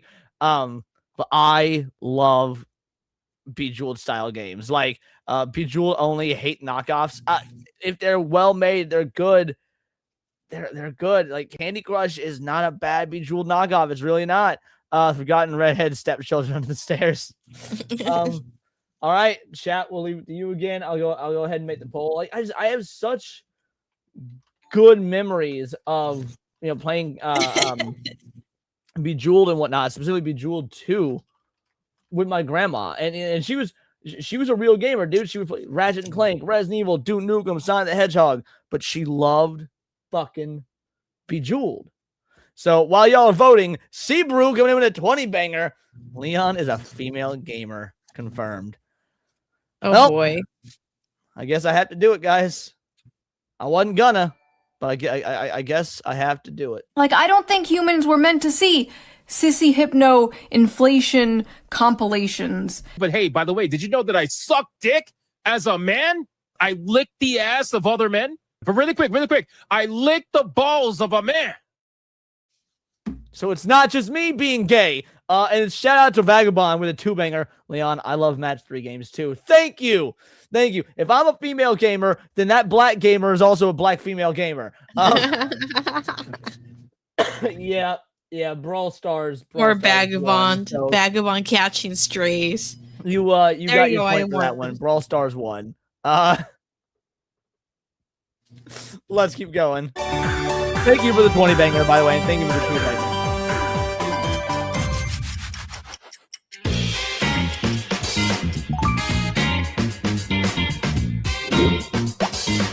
Would you rather play Clash of Clans or Clash Royale? I've never played either. I've never played either. I can't vote. All I right, don't skipping know. this one. This list fucking sucks. They better give us. Do they give us real games at any point? I hope so. No, it looks like they really don't. Fuck this. I'm scrolling through. And I'm thinking, you know what? No, we need to find another. We need to find another one. This one sucks. We need to find another one of these. I'm All right, hating. give me a this. second. Give me a second. I'll find another one. Yeah, what up, Sleepy Nova? How you doing? They're the same picture. Yeah, we need to do a different one of these. Yeah, this is absolutely a woman list. You're correct, Rudo. This was fucking stupid.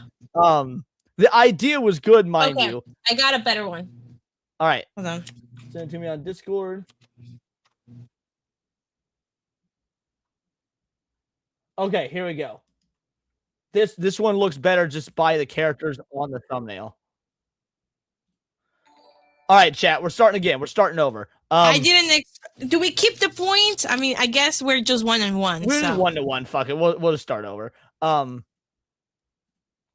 So we're still trying to do choose one of the other gaming edition, but it's with specific characters. Let's go. We have a Would You Rather video game edition. okay, I'll tell you when I see it. Please, everyone.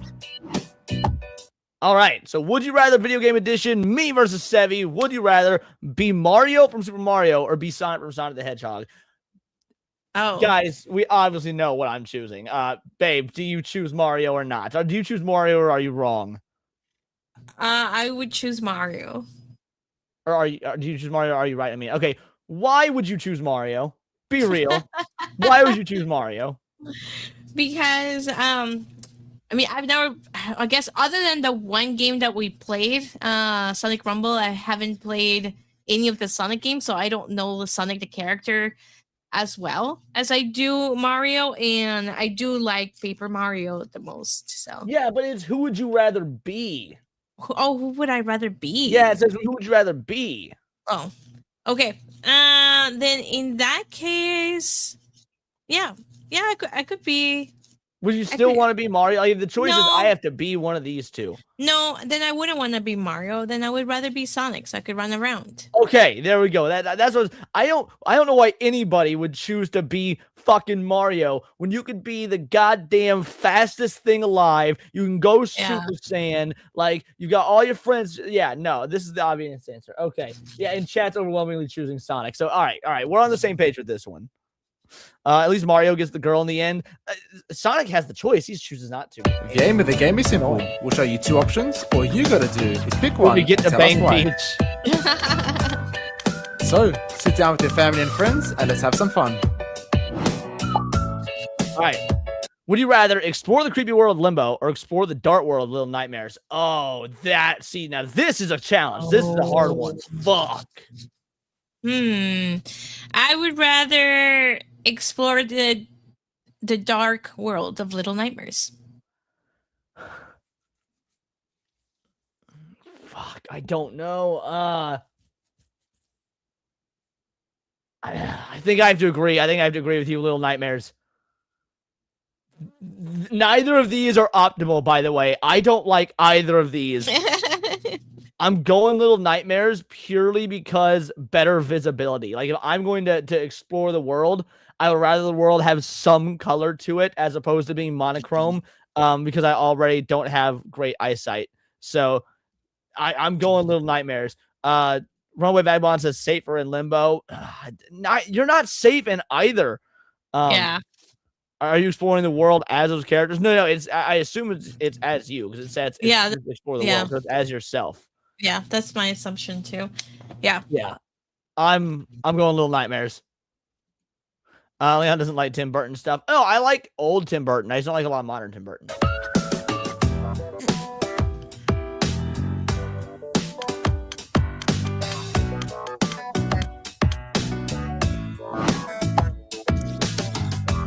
Be a Pokemon trainer or be a monster hunter? I think you and I have the same answer here. I would rather be a Pokemon trainer. I would absolutely rather be a Pokemon trainer. I kick in the nuts with a 2-banger. Leon afraid of the dark confirmed. Actually, no, I'm not the one here that's afraid of the dark. I sleep with my lights like brightly turned on. Like, I was talking to Leon, I think because I was going to bed or something, and we were And we were talking on the phone when you called me, and you were like, "Holy shit, my eyes hurt because of how bright everything in your room is." It's like, Yeah. Like, I have my shit all darked out, whatnot, and I turn on the call, and it's like 4 a.m., full blast light. What are you doing, woman? If you'd be so kind as to read this one, please, hun. Yeah. Sevi would be screaming, "Help me, Leon!" You went so high pitched, your mic didn't even pick it up properly. And yeah, chat's overwhelmingly saying Pokemon Trainer. LMA says Monster Hunter. Yeah, no, the answer is Pokemon Trainer. Pokemon.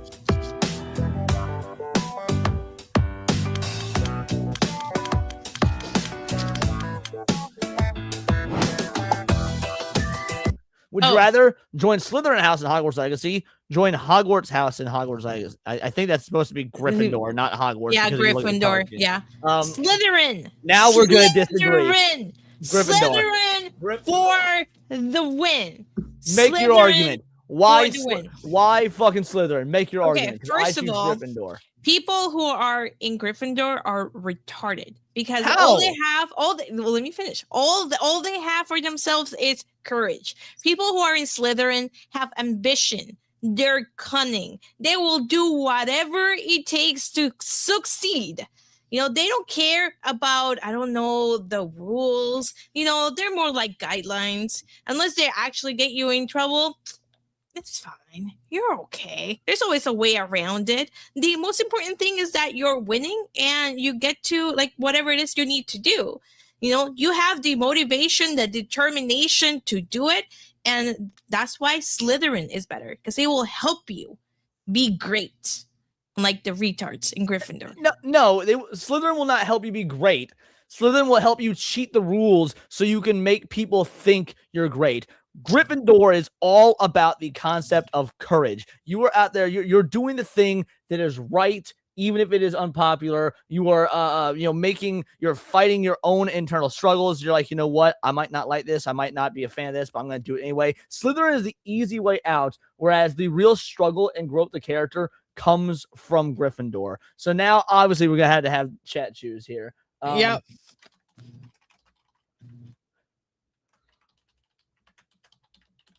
And in real life, after taking the test, I'm actually a Ravenclaw. But Ravenclaw is not on the list, so I'm choosing Gryffindor. Slytherin for the win. Which I spelled wrong in the poll, but it's fine. That's fine. As a rare most BS, though I get it. I'd rather be a Monster Hunter than become a Pokemon Trainer. That means I get the trainer's dream and get one Pokemon to start. You want me to do a poll and kick as well? Yeah, do a poll and kick for me, All please. So, what Sleepy Nova says Slytherin. Why Blythe says Slytherin. Gryffindor House saves the world. Exactly. Slytherin was quite literally the Nazis of the Wizarding World. Leon would be right at home. That's true though. Fuck. Yeah. True Asset Warrior says Slytherin. These suck. I'm starting my own house with blackjack and hookers. I'd like to say a retard, which is why the hat put me in Slytherin. Gryffindor gets all the favors of Slytherin because I like my life being complicated. Gryffindor can sit and spin on this dick. God damn. Slytherin will backstab you? Yes, correct. Well, this is why you just need to Slytherin my test. Yeah. Come on, Lions. Samira has fair enough. Have fun, cool. A white man. To be fair, we're 50-50. Harry Potter's the UK in the 90s. That was, you were pretty much white no matter what. Bad guys always have more fun. 50-50. Fucker, I'm black. Slytherin. All right, Twisted Jazz is Slytherin. Dude, it is literally dead even. The poll right now is 50-50 for both. 50-50 for both. What is Kick saying? No, Kick is 42. Kick is going Gryffindor. Yeah. Kick is going Gryffindor. Oh, I wasn't expecting that. Oh no, Slytherin just took the lead on YouTube. In December, Gryffindor would not deport illegals. See, Slytherins would because we would do what it takes to make sure our country is free from all those. I don't know. I would have thought it would be the exact opposite. I would have thought the Kick side, because Kick is also chaos, would go Slytherin and YouTube would go Gryffindor. But no, it is. Oh no, Slytherin taking an even bigger lead. All right, when the Kick poll ends, then that's when we'll end the YouTube one as well. But oh shit, I mean, it's overwhelmingly Gryffindor on Kick. 67%. It's only 54% on YouTube. All right, Yeah, what's there's some of these not a lot comments of saying? people voting. So there's 20 people over in Kick, and only 6 people voted. So if you're in Kick, go vote. Yeah. If Go you're in vote Kick, for why Slytherin. aren't you voting? Yeah, vote if you're over Yeah, on Kick. go for the Slytherin house though, because that's the coolest house. That's my house. Snake ass motherfuckers. 100%. I'm Mexican American, but if you do deport me, send me to Cancun. I got Gryffindor in the Harry Potter test. I deport the illegals. Based. Mudbloods be gone. That's a selling point for Slytherin. Yeah. Agreed, Matt. Yeah, vote, people. Oh, what And happened with to that, the it looks like over on the Kick side of things, Gryffindor did win. On the YouTube side, it was very much Slytherin, and there were way more YouTube. So I think that means I won. YouTube voters. Yeah, you get the point on this one. Let's go.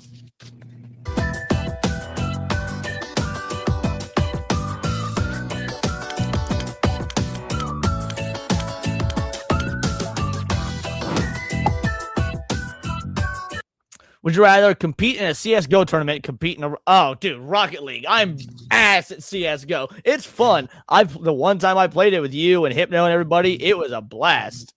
But I'm terrible. Rocket League, I'm at least okay at. I would rather compete in a Counter-Strike tournament.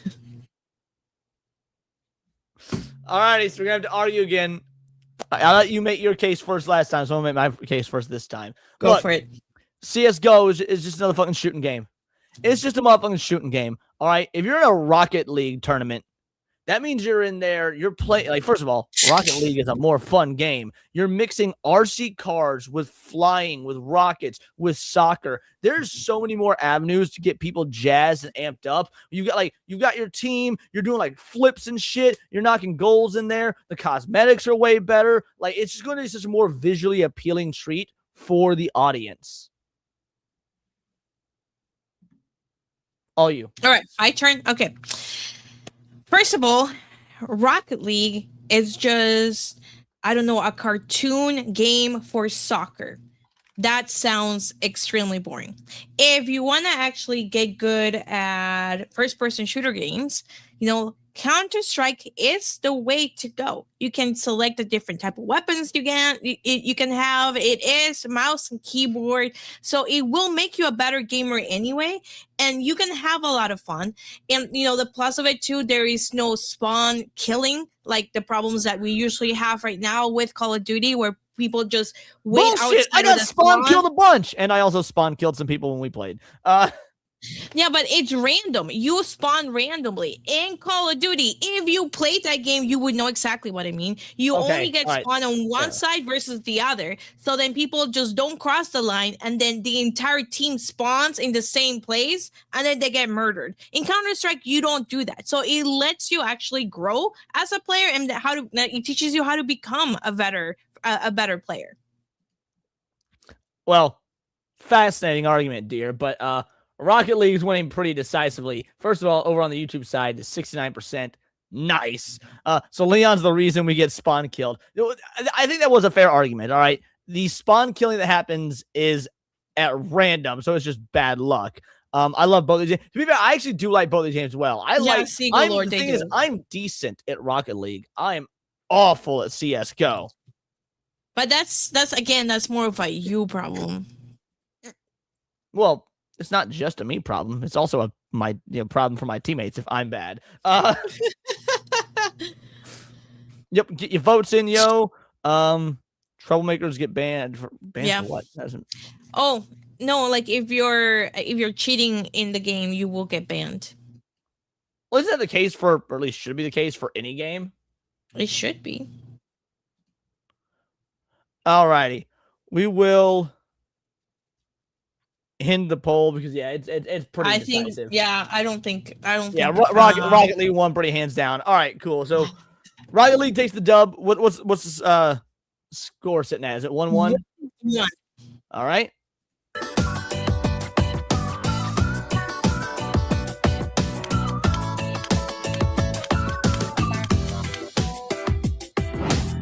If you've been enjoying the content so far, please smash that like button.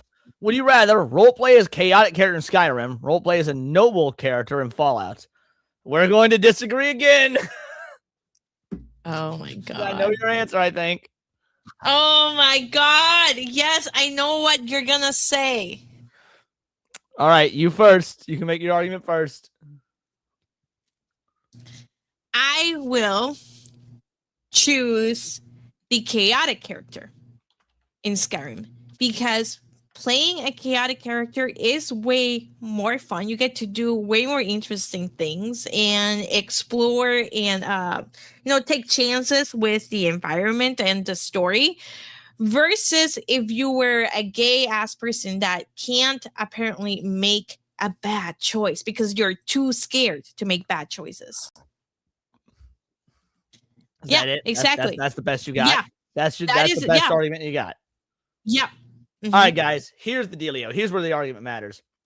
The world of Fallout is far more cruel and unkind than the world of the Elder Scrolls. We're talking post-nuclear annihilation. Every man for himself. The idea that you could be that mysterious stranger, that Clint Eastwood, you're the noble one. You come into town, and when everyone else is, oh, it's all about me. It's all about me. You're the one that helps. You are that guy. You're the fucking hero. Yeah, it doesn't mean you can't be a dick. You can be smarmy. You can be sarcastic, but you're still always doing the right thing. You're doing it for the right reasons, and you're doing it in a world that doesn't fucking care. Like, that means that is your true inner moral virtues. It's just saying, I don't care whether or not the things would be easier if I was just every man for himself like the rest of the world. I'm going to do what's right. Yeah. See, if the question said play as a chaotic character in Fallout, my answer would have been different. Yeah. Why no chaotic Fallout? Because they're doing a juxtaposition against the two. So yeah, and if it was chaotic character in Fallout or chaotic character in Skyrim, I'd be like, I would choose chaotic in Fallout because I think Kick was even. Kick was even. Okay. I picked Fallout. Skyrim is overrated. Yes, it is. Virtue signaling woke gay. Yeah, but it's not fun because Fallout is written like a joke, so nobody cares if you're good. It's written like satire, and look, I've doesn't matter. Skyrim's demolishing.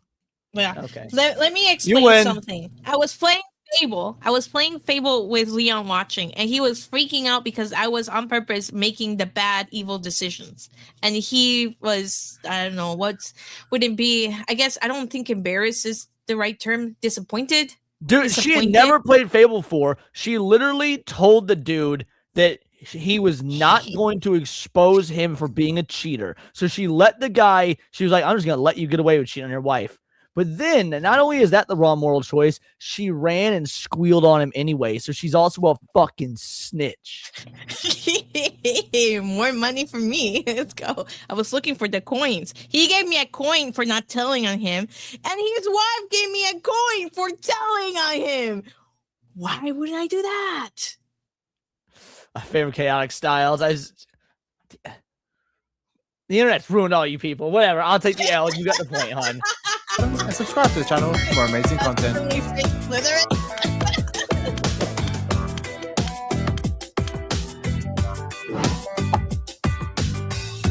Have a portal gun from Portal, gravity gun, Half-Life.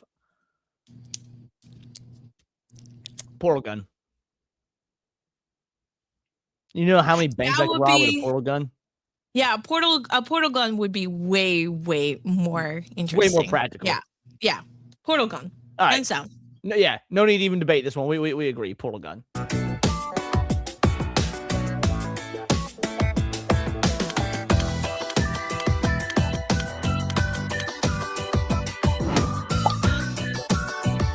Have unlimited health in any game. Have unlimited ammo in any game. Oh, this one's super easy as well.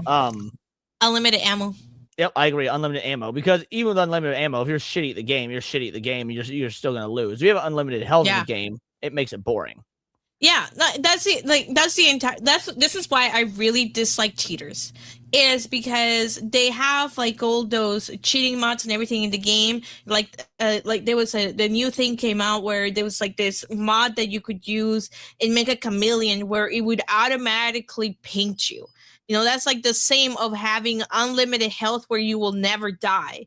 Like at that point, like why are you even playing? Why are you even playing the game? Yep, I completely agree.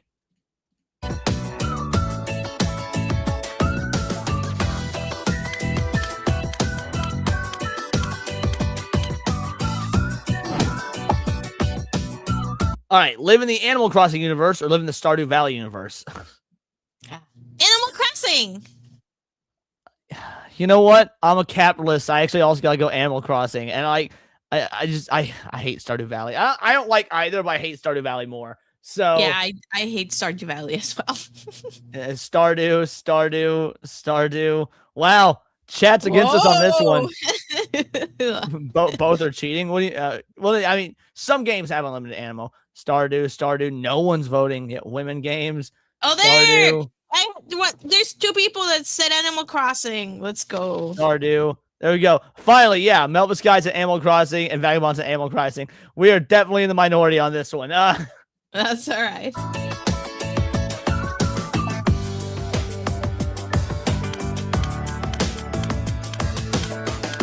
So, like, quick story. I had a friend. This is a male friend who gifted me Stardew Valley because he wanted me and a couple of friends to play this game with him. I was like, okay, I'll try it out. Downloaded the game. 10 minutes into the game, I said, nah, fuck this shit. I'm not playing. Uninstalled the game immediately. It's like, sorry guys, I'm out. Yeah, I don't have words to express how much I can't fucking stand Stardew Valley. Yeah. All right. Would you rather farm rare loot in Diablo or hunt for shiny Pokemon in Pokemon? Oh. This one's hard, and it's hard for the wrong reasons. Oh. I'm gonna go for rare loot in Diablo. I know that we were supposed to debate and shit, but I'm going to agree with you, and I'm going to agree with you for one reason. Go ahead. Shiny Pokemon have lost all fucking meaning. Like, shiny Pokemon are so easy to find in modern games. They used to be like 1 in like 5,000 or something ridiculous. Now you can farm shiny Pokemon like in minutes in modern Pokemon games. They've taken away everything that is special about them. Between how easy they are to find in Pokemon Go, how easy they are to find in Let's Go Eevee, Let's Go Pikachu, in the modern games, you just have to do some chaining and whatnot. Like, shiny Pokemon have lost their value because they are so easy to find now. So, rare loot in Diablo.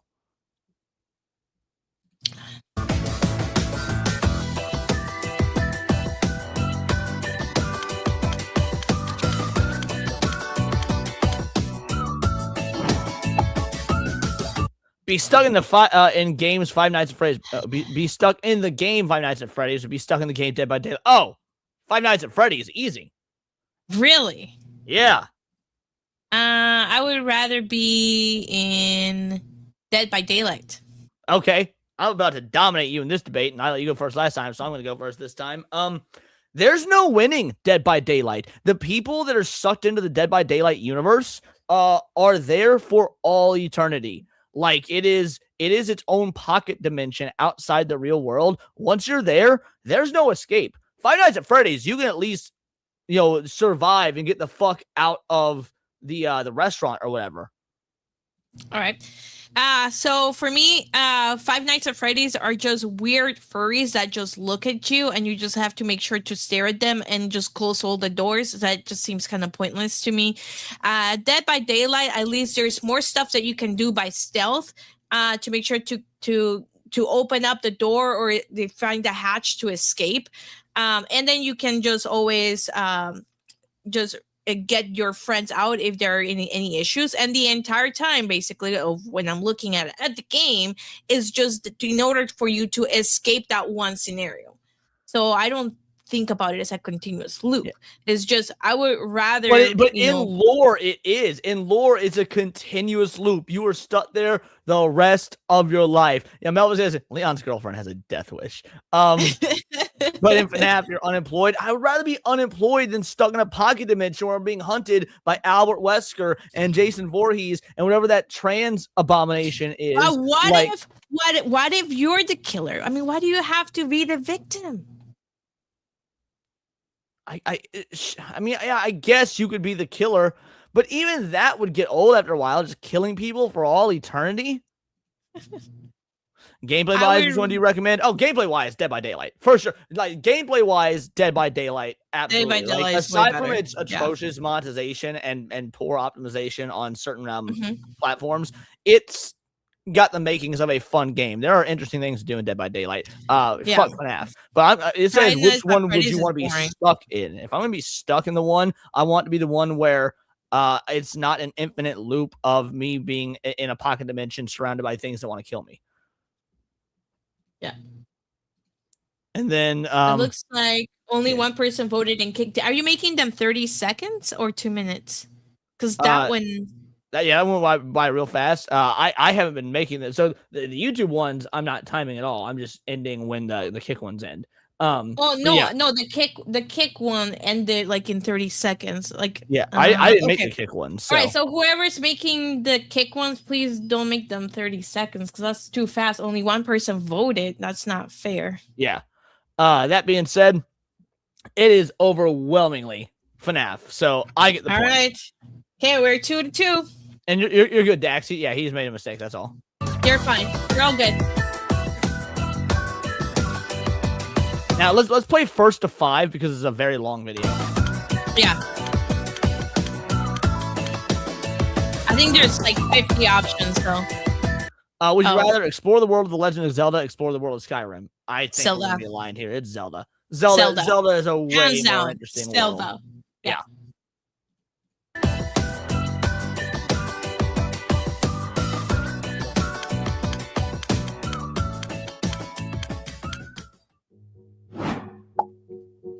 Would you rather build a cave base in Minecraft or build a mansion in The Sims? Cave base. Yep. Oh, you're going cave base as well? What's your reasoning out of curiosity? I don't like The Sims. I don't like The Sims game, period. And like I think like one of the things that I did like when I was doing Minecraft, because I played because I like creative mode, so I could float around and then like do more stuff. I like using the glowstone to make everything more shiny and bright. So I had a lot of fun with that. So yeah. Yeah, I'm going cave base because I not only do I like you hate The Sims, I'm like I've never liked The Sims games. I'm also fucking terrible at them. I can't keep them little shits happy for nothing. I've ruined every even attempt at a Sims gameplay I've done, not of my own volition, not intentionally. Fuck The Sims.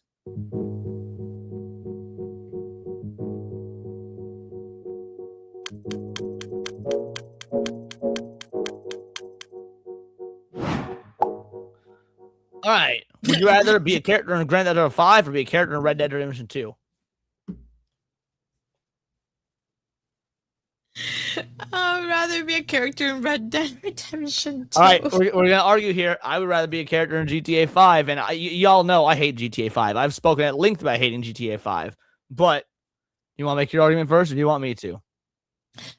I just don't like GTA generally. Like, I'm sorry, I just don't like it. I don't think it's fun. You're just running around without anything. I don't like. Right. Remember, you're a character in the world, right? In this scenario. Yeah, but I would rather be stuck in the world of Red Dead Redemption versus a GTA world and be a character in it. Okay, it's fair. So here's my argument. In GTA 5, there's showers and modern food and air conditioning and modern guns and basically all the things of modern living. So you're not, an old woodsman.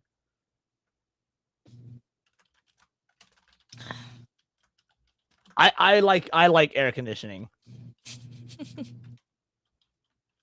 All right, setting up the poll. There we go. Poll is live on YouTube. That's why I chose it. Focus more on survival and simple times. Yeah, I like driving a car.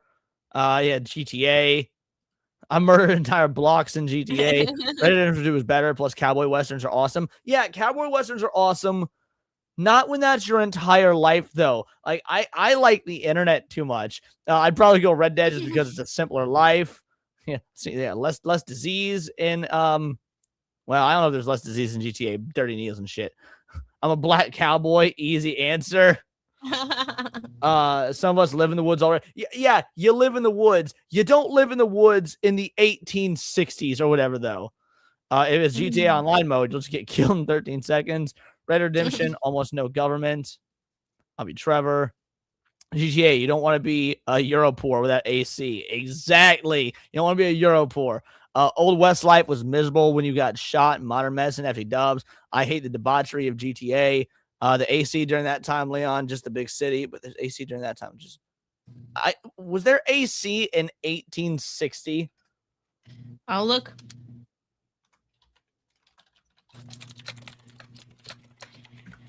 $1860. No modern electrical air conditioning did not exist in 1860. Technology would eventually become modern AC, and it was not invented until 1902. The first practical mechanical refrigeration system was developed in 1840s. Yeah, practical mechanical refrigeration is not the same as central air. Yeah. I can't believe someone said there was AC in the 1860s. Yeah, there were ice houses. Sure. Yeah. All right, the poll's still going on Kick. We're probably not gonna let it run the full 2 minutes since there's not a whole lot of voting over on Kick. But Red Dead Redemption is currently winning. GTA is currently winning on YouTube, but not by much. GTA Come not on, winning by much. Only 25 people voting in YouTube. Come on, guys. Get cooked GTA. Some kind of Asian. There's this guy in Red Dead Redemption who lives alone in a scenic little house with his horse. That plus 50 cents to get a big breasted woman to bathe you is all you need, baby. You don't have a black fella following you around with a fan in GTA. I picked GTA because I don't want to die from tuberculosis. Vote, you lurking fucks. Build a bushcraft hut. Bury ice blocks in the walls. And heat. Yeah, heat will be minimized. I don't want to minimize it. I want to eliminate it. That's the difference. I want to eliminate it. All right, we're going to go ahead and end the poll over on Kick. Red Dead Redemption won handedly. And then over on the YouTube side, GTA won handedly. So, because it was such a disparity, obviously more people voted on YouTube. Yeah. I think I should get the point, and I think I had the better argument. Wow. Your argument was because of AC. Yeah, exactly. And what is it that you're always complaining about? Okay, yeah, I suppose. Uh-huh.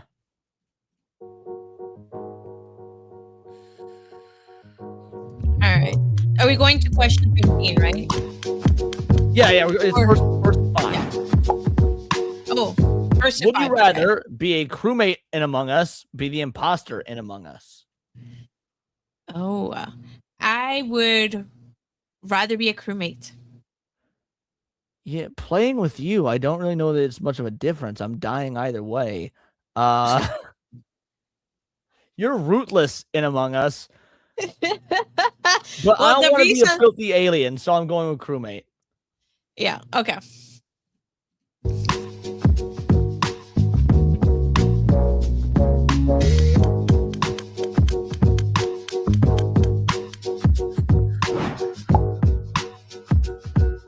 All right, would you rather use the powers of Kirby or use the powers of Samus Aran? Kirby all day. Why?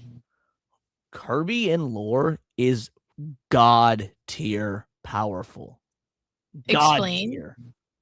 Dude, Kirby, when he sucks things in, his insides are a pocket dimension that he has effective dominion over. Kirby moves beyond light speed. By the way, Kirby's just a baby. So this is all him just doing this like as an infant, and he's moving at the speed of light. He's absorbing other people's powers and copying them, so he can just copy Samus's Oh, that's powers. true. He does copy. Yeah, he's got pocket dimension. Like, bro. Yeah, Kirby is literally Galaxy Buster level of strength. Yeah, okay, Kirby. Yeah. Yeah. I forgot he copied powers. Yeah. Yeah. Kirby, Samus is awesome, but like Leon says, Kirby's a demigod. Exactly. Samus is cool. Not like Samus better as a character, but we're talking about the powers here. Kirby. Hey, Hypno's in chat. He says, yo. Yo, shout out, Hypno. How you doing, homie? All right. Would you rather play through a stealth mission in Hitman, play through a stealth mission in Assassin's Creed Shadows?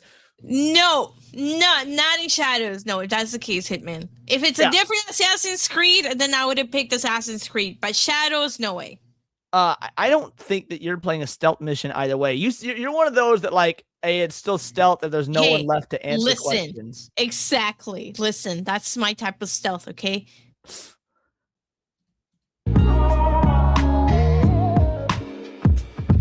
Oh, what did you choose? Did you obviously Hitman? Yeah, okay. Just like the entire rest of the chat.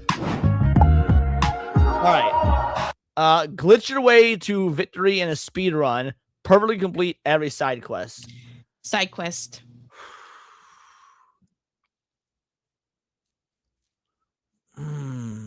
This one's difficult. I love both of these a lot. You know what? For the debate purposes, I will choose glitch your way to victory because I love both of these. You want to make your argument first, or should I? I'll do my argument first. All right. Okay. I'll set the poll while you're doing that. All right.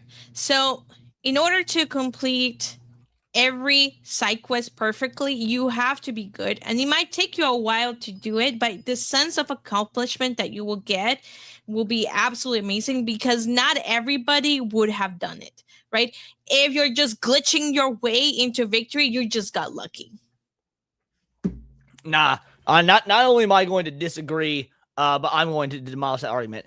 If you are glitches are not luck. Glitches are exploits, and it takes masterful players to exploit glitches and do it properly. It also takes masterful glitches, masterful gameplay to speedrun. So when you put the two together, you're speeding through, because I can speedrun Resident Evil with 0 glitches and still have it finished in under fucking 3 hours or whatever. But if I was to try and exploit glitches, there were like development issues, I would have to study the game, study what breaks the whole nine. There's a level to it. Also, when you talk about completing every side quest, how many side quests are fucking boring or they're repetitious? Like, yeah, you get the satisfactory of, oh, I did it. I've completed this whole thing. But it might not take a whole lot of skill if you've got repetitious side quests, whereas it will always take skill to speedrun and glitch. So that's my argument.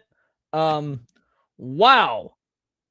Chet, you suck. You are doing every side quest like overwhelmingly. Let's go. And Kick also chose side quest. Okay, well, you know what? Oh my Whatever. God. I had a better debate, but 7 gets the point. We are 3-3. We're never gonna get to 5. One of us will get to 5. I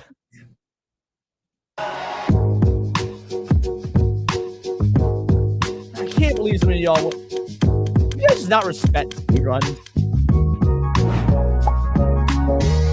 Would you rather fight zombies in The Last of Us, fight machines in Horizon Zero Dawn? I guess zombies in The Last of Us. Why? They're slow. Right. I've got a better chance of living. Machines in Horizon Zero. Also, you've got better Are you talking technology. like in the game, or are you like saying like yeah. If you're in the game, is how I assume they're so referring like to it. you are put in the game. Yeah, you were versus put just in the playing game. And you video gotta game. do one of these two. So yeah. Okay, all right. In that case, then yeah, the zombies will be easier. But if you're playing the video game, then I think the machines will be better. Assuming like you're not actually physically in the game. If it is you actually being transported into the game, then that makes more sense. Yeah, I'm with Dax. Zombies. If I fight a giant machine monster, I'm cooked. Yeah, it's just I read this as like you playing like which one in a video game instead of you being placed into the video game. That's why I was like, why? Yeah, no. If you're just playing the game, I would Honestly, I'd still probably go zombies because they're more exploitable, like they were saying. But yeah. All right, move on to the next one.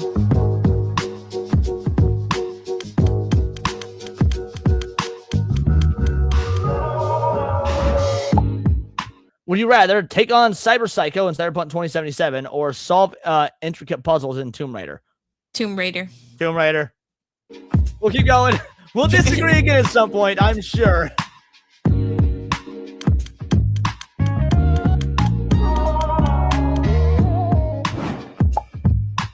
Survive in the Resident Evil universe or survive in the Silent Hill universe? This is a very easy answer to somebody like me who knows the lore of both. But you know what? Since you are new to both franchises, I'll let you choose first. I would rather survive Resident Evil universe because the Silent Hill universe is very messed up. Yeah, the Resident Evil universe is so much more survivable because everything is real. It's biological. Silent Hill is all psychological. That it is way deadlier. Like I love Resident Evil more, but that has nothing to do with it. If I would not, you find yourself in Silent Hill, just fucking kill yourself. You're done. Yeah, exactly. The entire chat's agreeing. Not doing Silent Hill, doing Resident Evil. Resident Evil. Yeah. Silent Hill, you're cooked. Fuck no. Yeah. Resident Evil being Silent Hill is literal hell. Yeah. Yeah. Would you rather befriend the characters of Undertale, befriend the characters of Deltarune? I've never played either of these. I don't know either. Yeah, I've never played either, but I will be doing an Undertale playthrough sometime in the future because it was gifted to me. All right. Would you rather compete in a Mario Kart race, complete in Forza Motorsport race? I think we're also both going to go Mario Kart. Yeah, Mario. Fuck, this is getting difficult because we agree so much. Shit. All right, would you rather have a Chocobo as a pet in Final Fantasy or have Epona as a pet in Legend of Zelda? Oh, okay, this one's hard. This one's hard. Oh my god. I'm gonna go with Epona as a pet. Now, I am as well for a very specific reason, but because this one could have gone either way if something was different. So why do you say Epona? I just remember the experience that you had to go through and the races that you had to do and everything, and the little farm and picking up all the chickens. And I just have better memories with that versus a Chocobo that like you didn't really have to do much to win a Chocobo. So the experience around having Epona as a pet was just more meaningful to me. I'm going Epona as well, but because look, this just says a Chocobo. This one specifies Epona. Epona is the horse of legend, just like how Link is the hero of legend. Like Epona is just as critical to Link's journey as the Master Sword, as the Triforce, as all of his trinkets. Like you could just get any other fucking Chocobo, but Epona is the horse of legend. Yeah. Yeah, you're right. Different reasons, same answer. Be a pilot in Star Wars Squadrons. Be captain in Sea of Thieves. Oh, pilot. Pilot. All right. Be Nathan Drake from Uncharted. Be John Marston from Red Dead Redemption. I'm gonna be Nathan Drake. Yep, so am I. Fuck. Damn it! I really thought you were gonna choose the other one. Have Pikachu as a companion or Eevee as a companion? Eevee. Fuck, me too. Shit. Are you serious? All right, why? Because Eevee can transform into multiple things. Pikachu just does his electricity thing, but Eevee can become Umbreon, or it just can be so many different. It can be Sylveon. It can be so many different things. Yeah, Eevee evolves into my second favorite Pokemon of all time, which is Jolteon. So, yeah, Eevee. I know, I love Umbreon. Umbreon is my favorite one too. All right, would you rather defeat a boss without taking damage, complete a game in permanent death mode?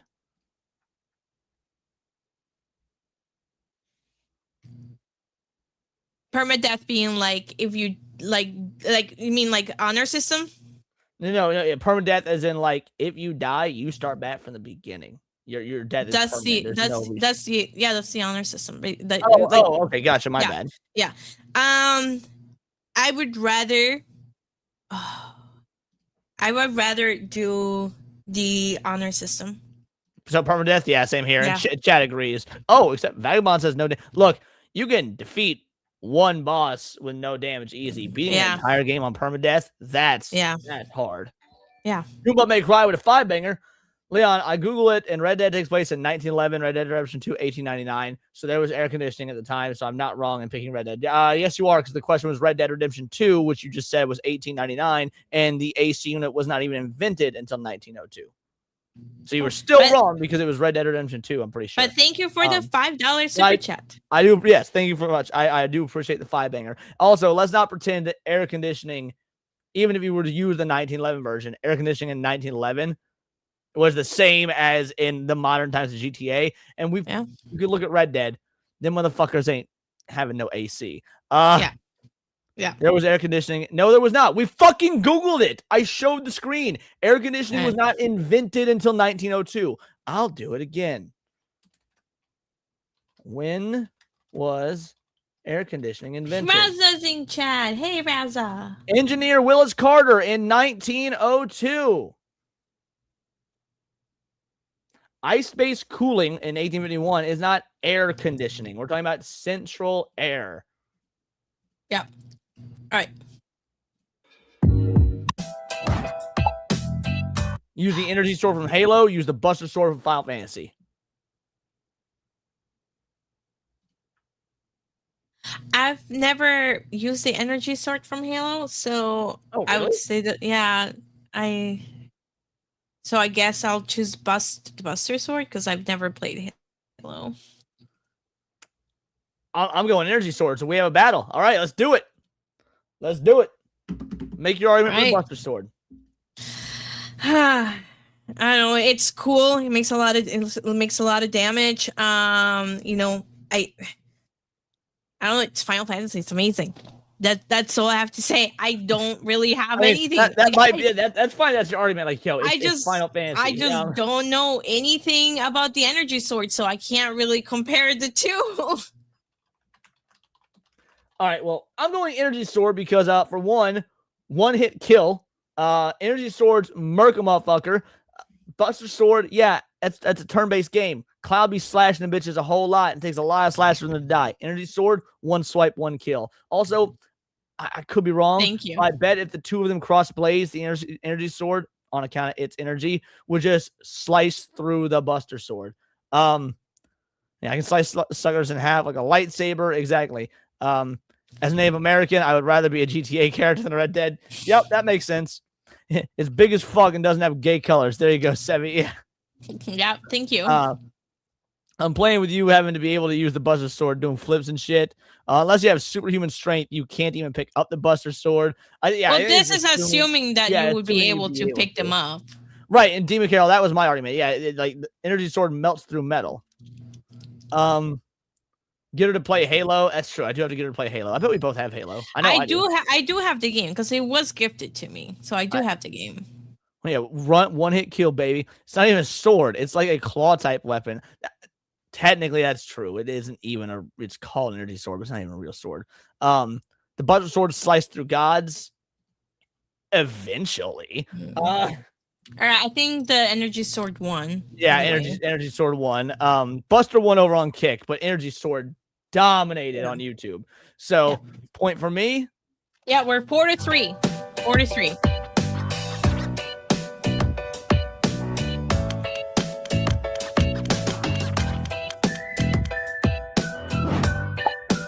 Would you rather fight as a character in Mortal Kombat or fight as a character in Smash Bros? Obviously, I'm going Smash Bros. Yeah, I can be Link. There you go. Good answer. Would you rather explore the underwater city of Rapture, explore the vast emptiness of No Man's Sky? No idea. Okay, well, have you played either of these games? No. Oh, well, obviously I'm terrified of water, so I'm going No Man's Sky, but BioShock is one of the greatest games ever fucking made. Live in the futuristic world of Mass Effect, live in the medieval world of Dragon Age. Mass Effect. Mass Effect. Spend hours fishing in Stardew Valley, spend hours mining for diamonds in Minecraft. We both hate Stardew Valley, and diamonds are awesome, so I assume Minecraft. Minecraft. Raid a base in DayZ, raid a base in Rust. DayZ. Never played either. Okay, fair enough. Have the abilities of Spider-Man from the Insomniac Spider-Man game. Have the abilities of Batman from the Arkham series. Oh. Which Spider-Man? Insomniac Spider-Man. I mean, like Spider-Man 1? The video game? Yeah. This is a video game. Okay. And okay.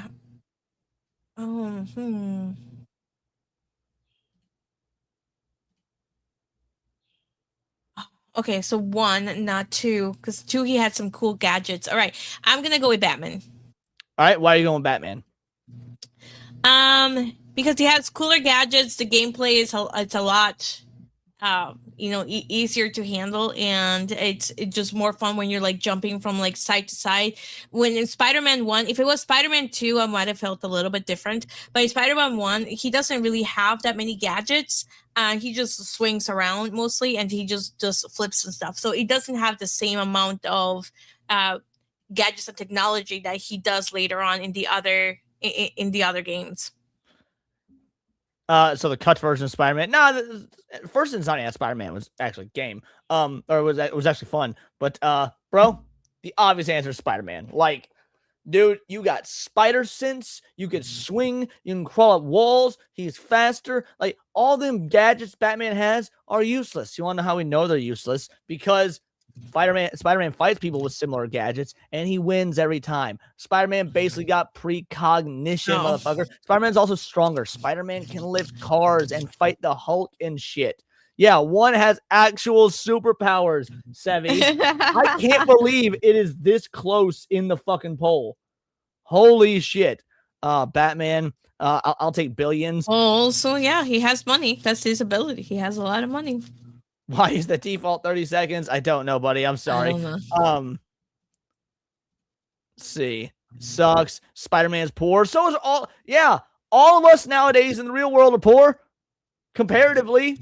So it's like your life wouldn't change except for, I don't know, fucking superpowers. Yeah, Spider-Man uppercutted the Hulk into space. Spider-Man holds back. Yeah, you use Spider-Man's powers to steal money. Your powers, not him. So you could do whatever you want morally. Spider-Man does not live with his aunt as an adult. Spider-Man has lived on his own for a long, long time now. Batman has good stealth skills. So Spider-Man. Spider-Man is known for his stealth. His stealth outdoes Batman's stealth. Chat does say Spider-Man, which means that's point number 5 for me. All right, we're done. That was a lot. That was a fucking lot. But we do have one more thing to do tonight. I know you guys were so excited for it. Alrighty. We gotta play more Dream Daddy, a dad dating simulator. Oh no. All right, let's share screen. At least I'm not the one who's doing it. Oh, do you want to do the same thing? Like people who donate can, if you donate like $5, you can come. Yes. And voice somebody. One moment here. I think you did it $5 last time.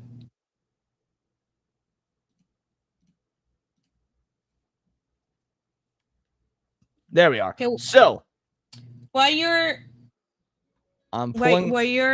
While you're doing that, I'm just gonna run to the bathroom really quick. Sounds good. All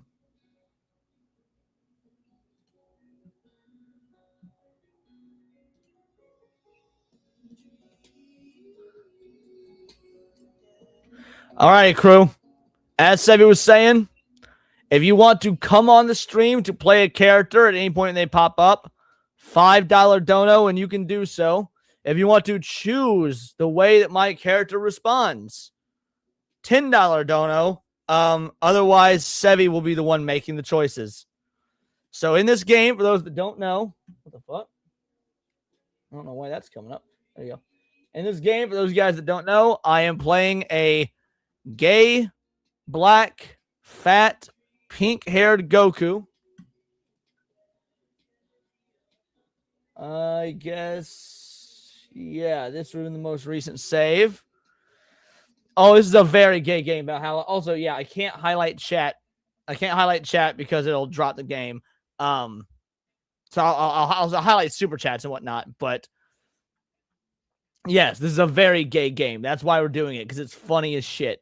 So if you at any point want to come on, voice act for any of the characters that obviously isn't me or Sevi as the daughter. And we'll wait for Sevi to get back, and we'll continue our journey into the Dream Dad Simulator. Gay, black, fat, pink-haired Goku. I don't know where Charles came from. Goku. I designed my character to look like a gay, fat, black Goku. It's rough. But we gotta wait for Sevi to get back. It can't be any worse than Dustborn. You'd be surprised how bad this has been so far, honestly. To be fair, which modern game isn't gay? True. They both be pulling some baddies. Hell, I remember Bruce pulled Lois. Shit was hilarious. Her shirt was a tree with a lot of branches. Branches are twigs. A bunch of twigs is known as a faggot. Exactly. Plot armor is his real ability, and he only loses so he can win later. When he loses, makes him boring at times. I assume you're talking about Batman.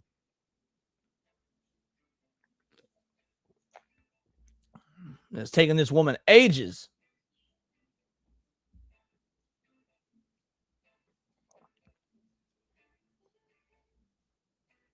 I'd fucking do it for $1 million. Am I gay? No.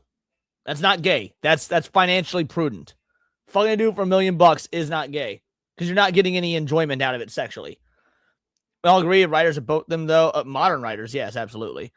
Spider Sense and Pull Out Game go hand in hand. Yo, that's true, Vagabond. Spider-Man is a better written character compared to Batman. I would agree with that for sure.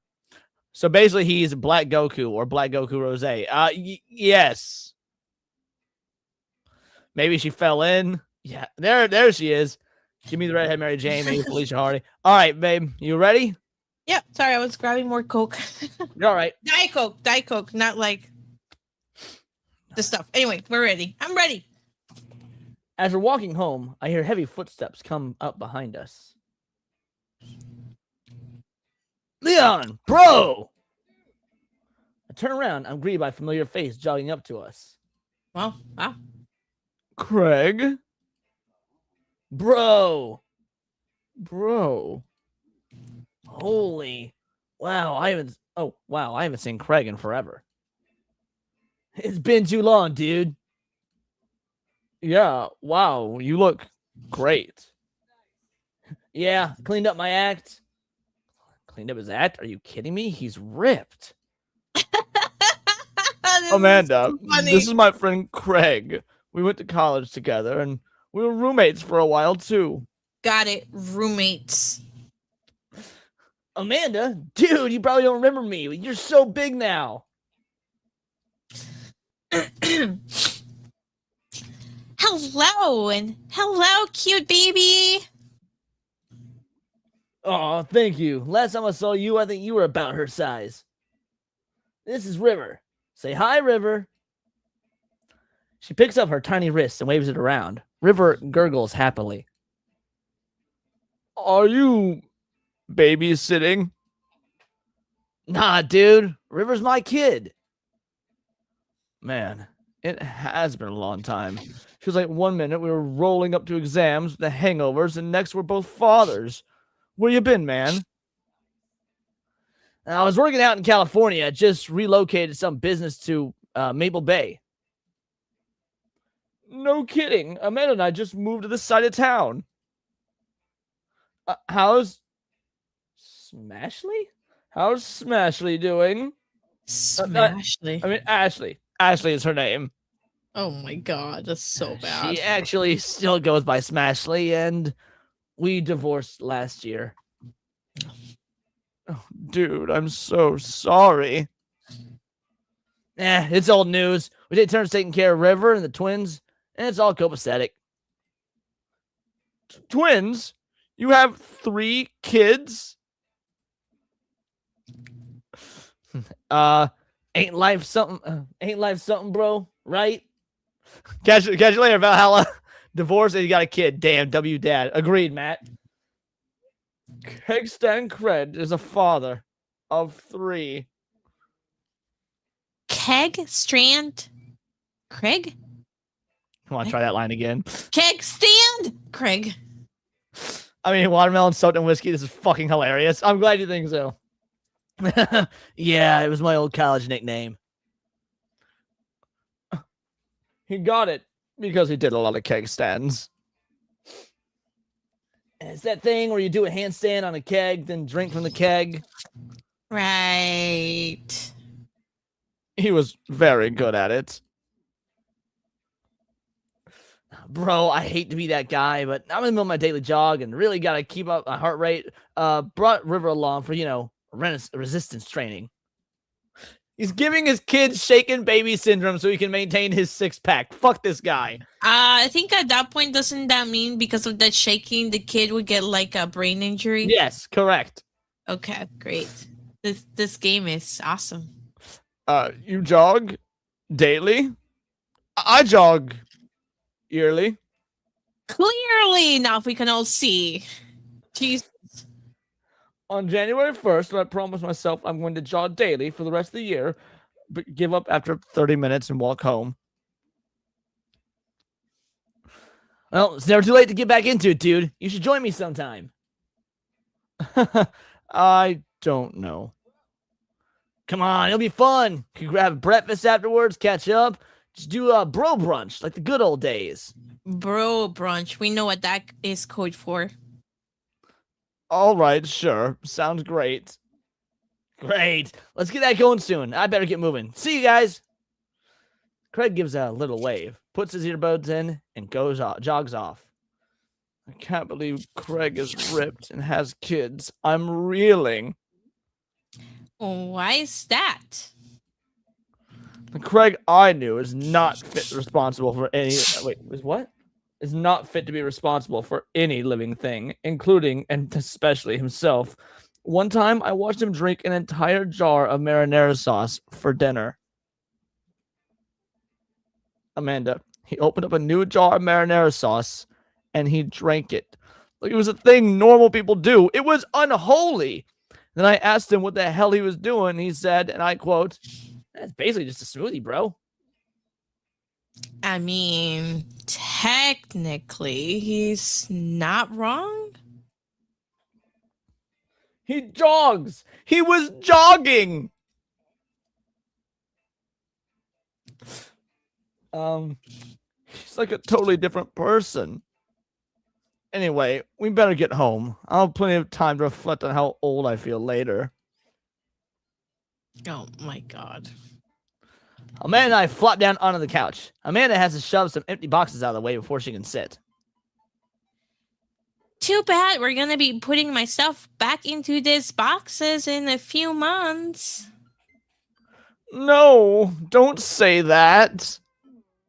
Aw, Dad, it's gonna be okay. I'll be fine. I know. It's just, you're my little girl. It's gonna be weird not having you around. I'll come visit, and I'll text you every day, and I'll take lots of pictures. I mean, obviously, I'm a photography major. El Mervoff with a 5-banger says he's crashing, but giving a 5 if anyone's brave enough to voice act. So first come, first serve. Whoever wants to come on the stream and voice act for a character will be welcome to do so. And a big shout out and thanking to Mervoff for doing that. Merv, you absolute fucking legend. You promise? Of course. Are you gonna be okay by your lonesome? Oh god, I'm tempted, but I don't know if I have the strength. Thanks though, man. Dax, you should. Do it, Dax! Dax, you're a good voice actor. You should do it. Next gay person. Oh, come on. I'll be fine. I'll get a dog or something. A dog? Forget art school. I'll stay for the dog. Not for you, just for the dog. Just so we're clear. Is that what it's gonna take? Medium sized dog, handkerchief around the neck. I get to name him. That's what it will cost me to give up on my dreams. I'm a woman of simple wants and needs. Okay, that means she's not a real woman. Well, a dog is a lot cheaper than college. Amanda laughs. Suddenly, a pile of envelopes slides through the mail slot. Speaking of college, Amanda darts over to the envelopes and shuffles through them. She pulls one out and throws the rest back on the floor.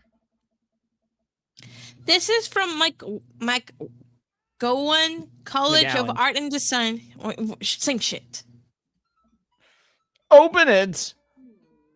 But I'm scared. It's just an envelope. Yeah, it's just like my entire future. Not a big deal.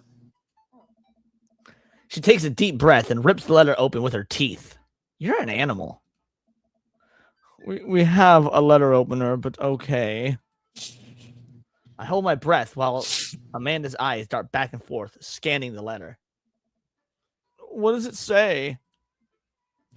The admissions committee has reviewed your application. Blah, blah, blah, blah.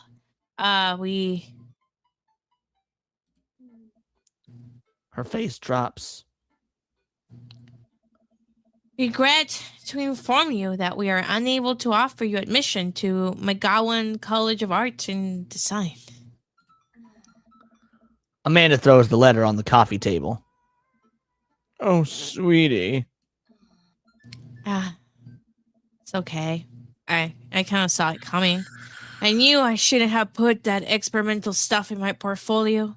Their admissions officer told me they just want to see portraits or whatever. Desmond says it's amusing. They're playing this as a joke, but there's somewhere out there someone wrote this dialogue unironically. Yeah, that we're doing it because the cringe factor is fun. The fact there's people that truly enjoy this is, again, modern gaming, everybody. That's why when someone said earlier it can't be any worse than Dustborn, it seems like it could be worse than Dustborn. I pull Amanda in for a big hug. Ew, don't touch me. You're an amazing photographer. I know how much work you put in your portfolio. Some other school is going to want to snatch you up for sure. Yeah, I know. It's fine. Are you actually fine, or are you just saying that? Yeah, I get why you're laughing. Yeah. I'm fine. Really? Yeah, Dax, you'll either voice the next daddy or one of the characters we've already seen, but we'll just have you do the voice instead of me. Her face is the opposite, but I probably shouldn't push her on this. Oh, and before I forget, Emma R and Emma P are sleeping over tonight. You're not invited. So. You need me out of the way because I'm painfully uncool. And fat. I would choose more delicate phrasing, but yes. Well, I'll have you know I conveniently already have plans tonight, so you'll have the new place to yourself. Yeah? What are your plans? Quick, think of plans. All right, our first decision, crew. Well, first decision this session. So you can either donate a 10-banger to choose for me. Otherwise, Sevi gets to choose. We will give about 2 minutes or so to see if somebody wants to choose. The options are, I am secretly the mayor of this town. Gotta attend the union meeting. I'm going clubbing. Whoa. Some answers and dialogue in this game are more exciting than others. So So yeah, we'll give a couple of moments in case anybody wants to choose one of these. Otherwise, Sev, what are you thinking? Oh my god. Well, first of all, if he's a member of a union, this makes so much sense. But I kind of want to see if he has to wear a really horrible outfit to go clubbing, and he probably ends up in some stupid gay bar and then tries to pick up somebody from there. So I don't know. I don't know what's gonna be worse, the union meeting or clubbing. I think Gotham is canonically in New Jersey. Am I mixing it with this? No, Gotham is not in New Jersey. So all the way the DC universe works, their Earth is literally bigger than ours. All the real cities that exist on our Earth also exist in DC, plus their extra cities like Gotham, Star City, Metropolis, things like that. All right, well, I guess we're going clubbing. I'm going to put on a nice outfit and go tear it up on the dance floor. All the hottest dance moves. The lawnmower, the sprinkler, the running man. You know, ones all the kids are doing. Oh my god. I had like this like images, very vivid images of your character doing this, and it's like cringe. All right. I want to see not it. Gonna, oh, that's you. That's you. That's me. All right, but I'm not gonna come and pick you up if you pull anything this time. Not again. Again? I'm just kidding. I'm actually going to... Oh, well, I guess I'm not going clubbing. Damn. Go to bed Lame. or go out and watch the game.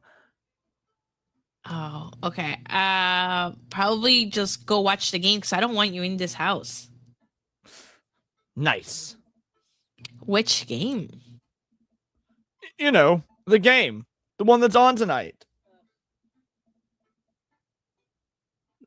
The game on TV.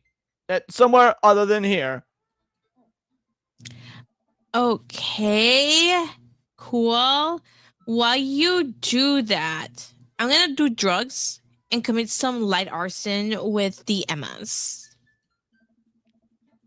I'm concerned you're hanging out with the wrong crowd. Amanda shrugs. There you go, I shrugged. I would have expected you guys to be up to a white-collar crime by this point. Maybe money laundering at the least. I'm a street rat, Pops. You're kidding about doing drugs and crime, right? No. No. Yes, Dad. Just making sure. I give her a pat on the head. Have fun with your sports. Wait, hold on. Sports. Are you being sarcastic? No. Making fun of sports is played out. All right, then. I did some light cleaning around the house and decided to clear out right before Amanda's friends arrive. Before I leave, Amanda stops me. Hey. Don't forget that you have that meeting with my English teacher tomorrow. What up, Tech Rat? All right, Mr. Vega. I'm going to be able to bone her English teacher, aren't I? Pretty sure it's a male. That's what I said, yeah. Yeah. It was Mr. Vega. Yeah. Yep, totally remembered. I'll be there.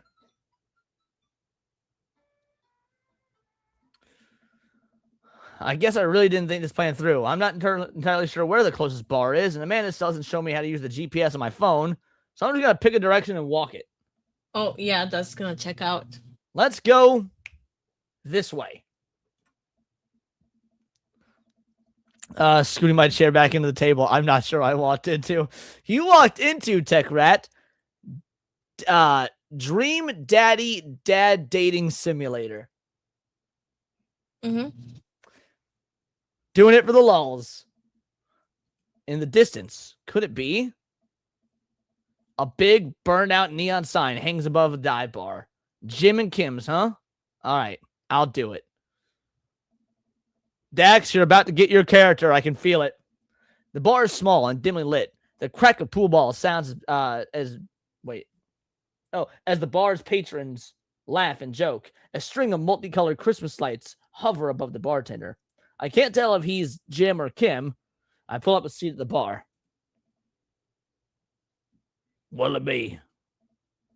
One beer, please. Sure thing, boss.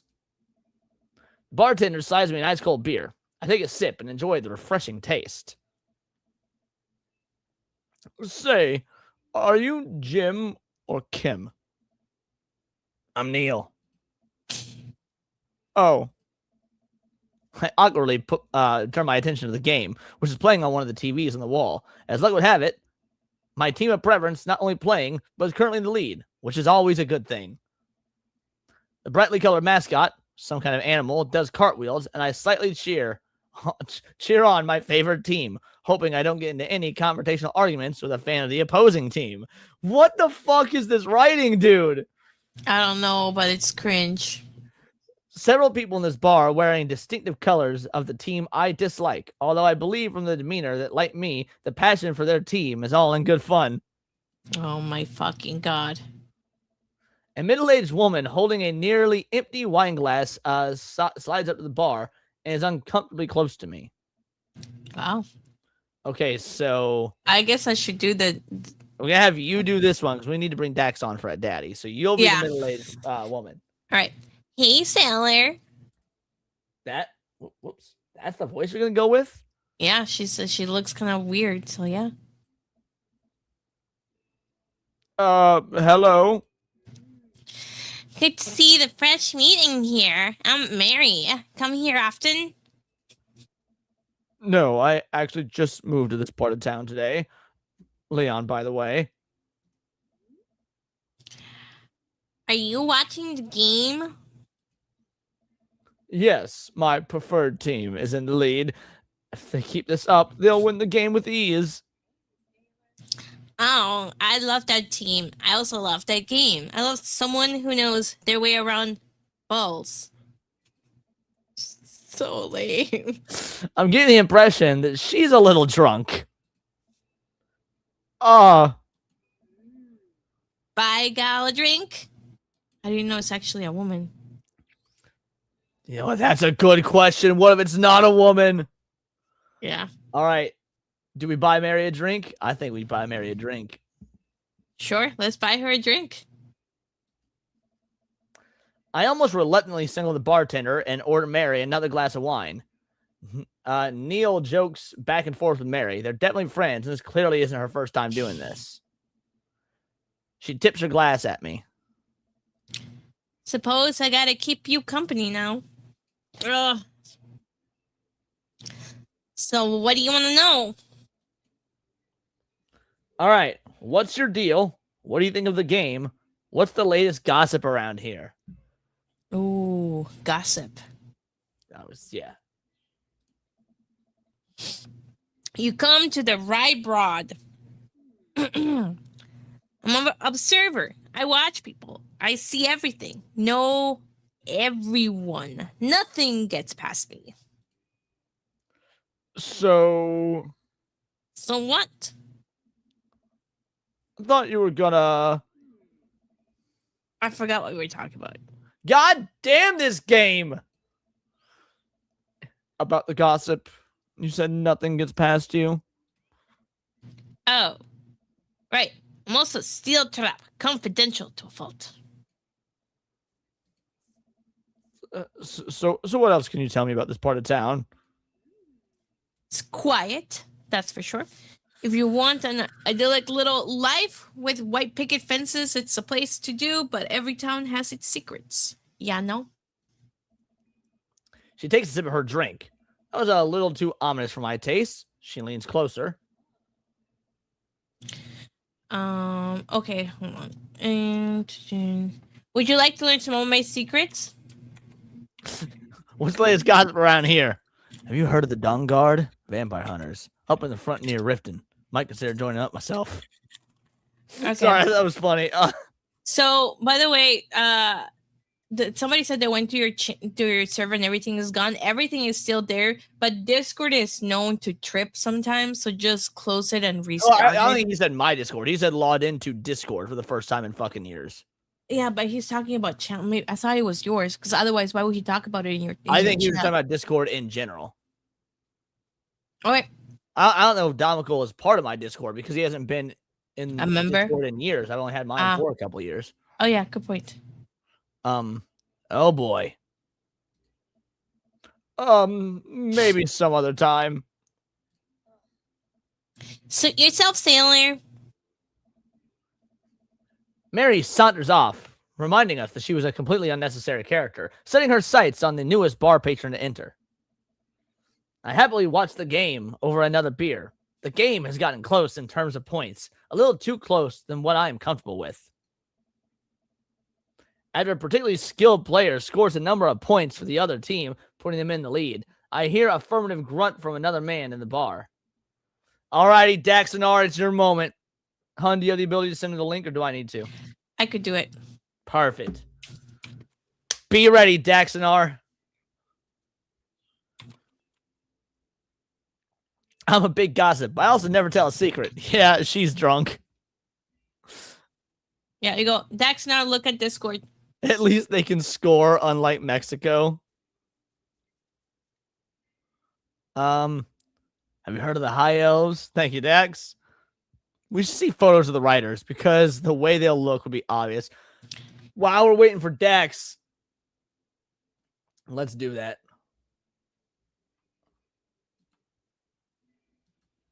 All right, once that Dax will pull you in just a sec.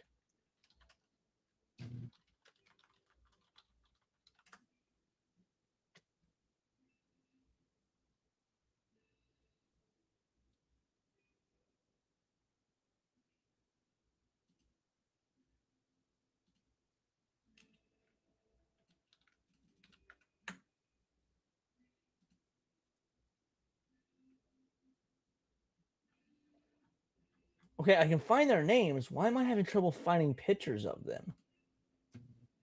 What's the name Here of we the... go. Here we Oh, go. you found it.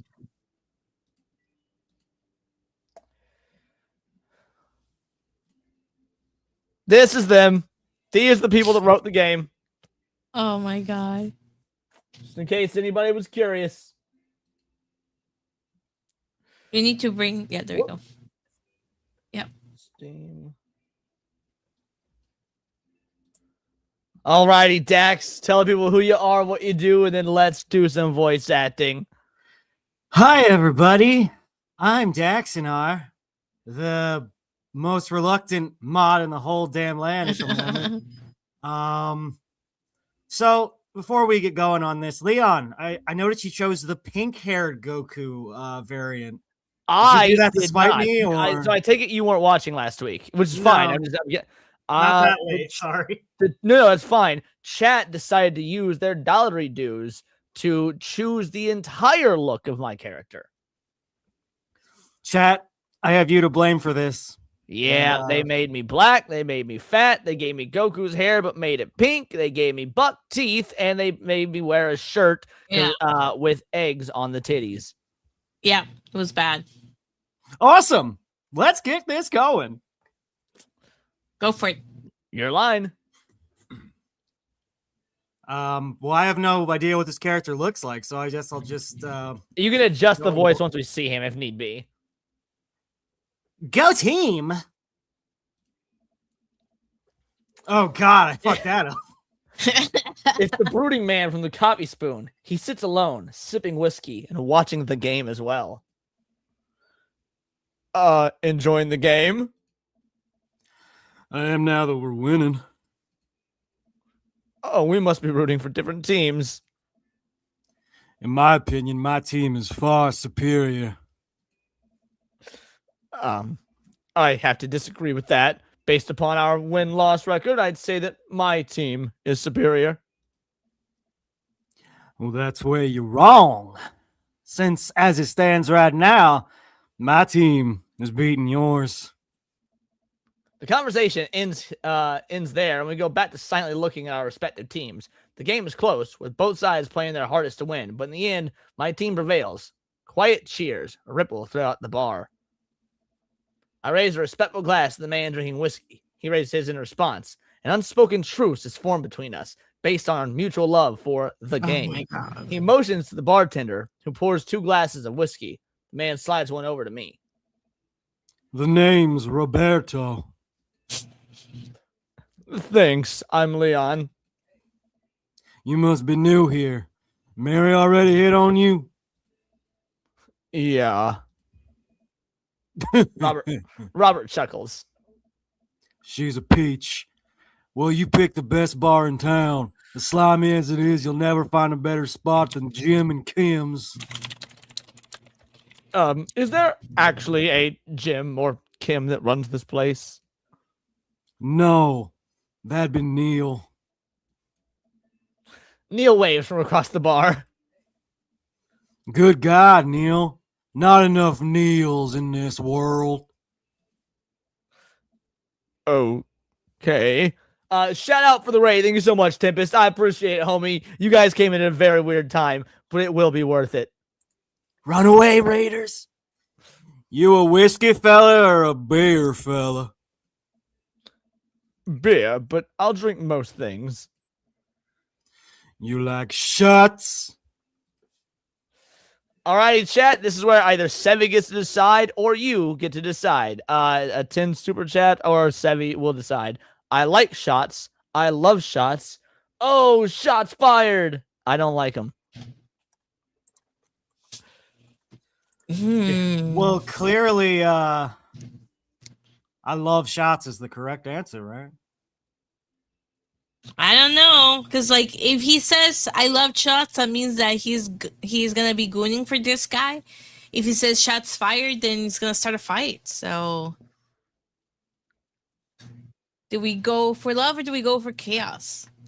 Okay, well, first of all, this game is about homos. There's no such thing as love. It is all lust. Okay, there you go. Same thing. Jesus Christ. You know what I mean. You know what I meant. You know what I meant.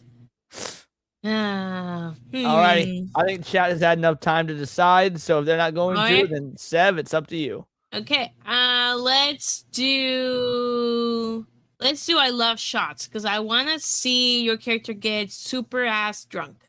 And by the way, Gay Sean Schimmel was literally exactly what I was going for. Oh my god, you got hearts! I got hearts, boys. I got hearts. Thank God. Robert nods to Neil, who serves up 2 shots of whiskey. He hands one to me. Here's to your health. We take the shots. The whiskey burns going down, but I try my hardest to look tough. Wait, I think this is what making friends is. Okay, Leon. This guy's out of my friend league, but I think if I play my cards right, we'll be pals in no time. Friend league. Okay. Compliment his cool leather jacket, compliment his rugged good looks, or compliment his hand tattoo. I think you have to compliment his rugged good looks. Chat, we'll give a couple minutes to let you decide. Otherwise, Sevi has chosen rugged good looks. I myself would have gone with hand tattoo because I'm hoping he has a story about being in prison and stabbing a guy, but I doubt this is the kind of writing that will give us that. So, Robert says relax. Yeah, Robert, much like Frankie, says relax. IB to EB says, I have no idea how to be gay.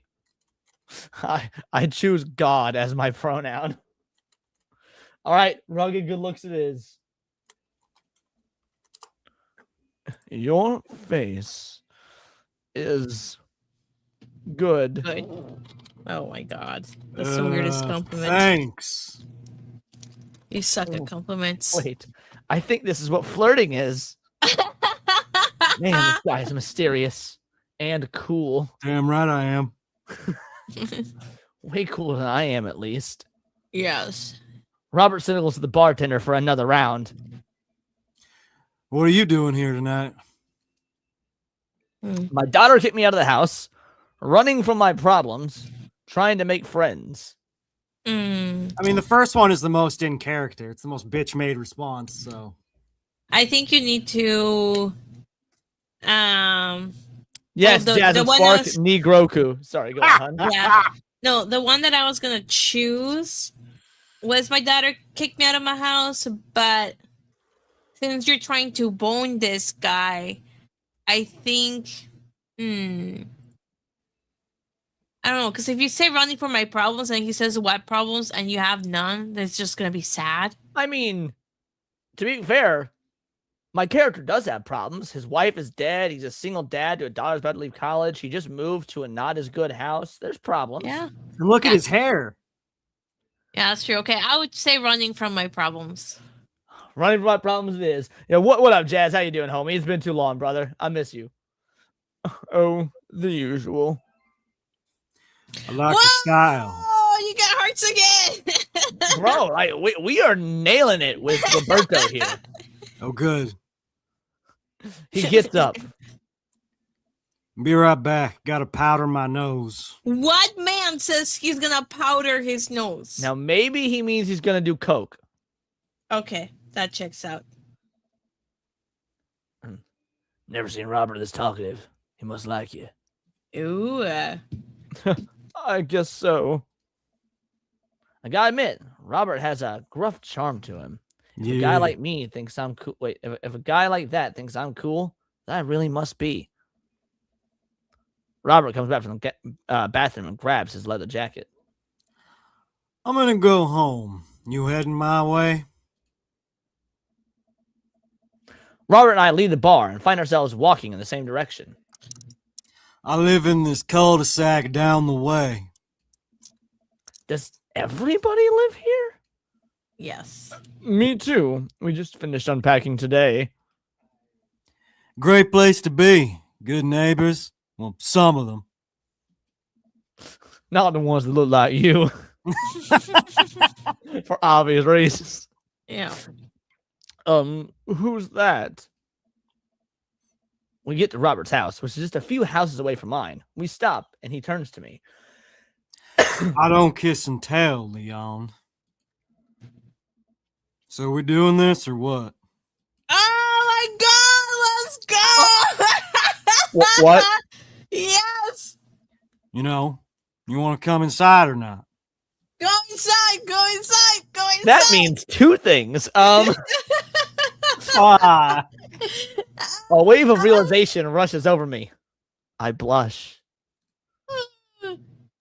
Lay it on smooth, smile and nod. No, thank you.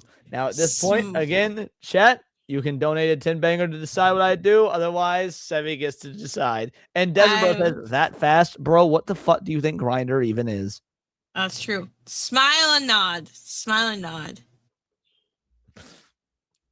Dax, just out of curiosity, what one would you think would cause maximum chaos? I don't want to bang you, but it is ultimately up to chat, so I'll do as I must. I don't want to bang you either, bro. I appreciate that. I'm sure Sevi does too. Alrighty. Smile and nod. Let's do it. Follow him up to his door. He fumbles with his keys for a second, unlocks the door, leading me inside. The moment the door closes behind us, he pushes me up against the wall, kisses me, grabbing my hips. Come on. Robert takes my hand and leads me upstairs into what I assume is his bedroom, but it's so dark I can't see anything but Robert's intense expression. He kisses me again, and I can hear him shucking off his jacket. I clumsily take off mine too. His hands run down my chest, and suddenly he's tugging at my belt. I don't normally do this. You want to stop? No. Chat. Jazz says, close your eyes and let it happen, sweet ass. This is what the people came for. No. This is the entire reason why we're playing this game anyway. Robert continues to unbuckle my belt and guides me to the bed. Let's have some fun. Oh, it doesn't fade to black. It faded to black. Thank God. What were you worried we were gonna have to voice act having sex with each other? Yeah, the thought did cross my mind. Sunlight streams in between the slats of the blinds. My head's pounding. I really overdid it last night. Wait a minute. This isn't my old house. Nor my new house. Forgot. Wait, this isn't my house. All right. I look around for Robert. I find myself alone. Hello? There's a clatter from the bathroom when the door opens. Robert is fully dressed and grabs his keys. That was fun. Yeah, it was. You should go. Whoa, he got kicked Certainly out. not what I was expecting. Talk to you later. Robert cracks a smile. Sure. Your clothes are over there. That sounds like a no. Just to let you know. I hastily get dressed and show myself out. The sun is unbearably bright. I need to lie down. I start to make my way back home when suddenly I remember. Amanda! Oh, we just got an achievement. Bad dad slept with Robert on the first night. One of Leon's proudest achievements, I'm sure. I rush back home and throw the door open. Something smells delicious. Amanda? Amanda runs out of the kitchen and looks slightly disappointed. Oh man, I was kind of hoping you would have gotten kidnapped and I was gonna have to come to rescue you. No, I made a friend at the bar last night and I ended up sleeping over at his place. Where are the Emmas? They left a little while ago. You guys have fun? Yeah, watched some movies, ate snacks, stole a car, usual sleepover stuff. You teens and your larceny. So, this breakfast that's cooking, what's that all about? Well, there's hash browns and eggs and bacon. Can I... Yes, you can have some breakfast. Bless you, sweet child. My head throbs. Oh, I gotta do something about this hangover. Amanda, your loving father might have overdone it last night. Ooh, somebody's hangover. Father of the year. You wouldn't happen to have any aspirin, or... I just got the thing. Hold on.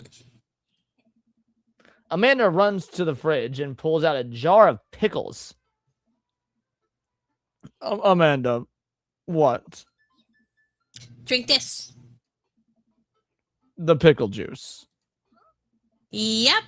It's what I used once, would assume somebody would use. I would also assume that it works pretty well.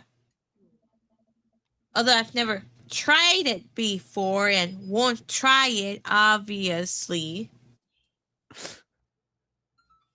Who raised you? Amanda Ann. Give her a stern yet resigned side eye.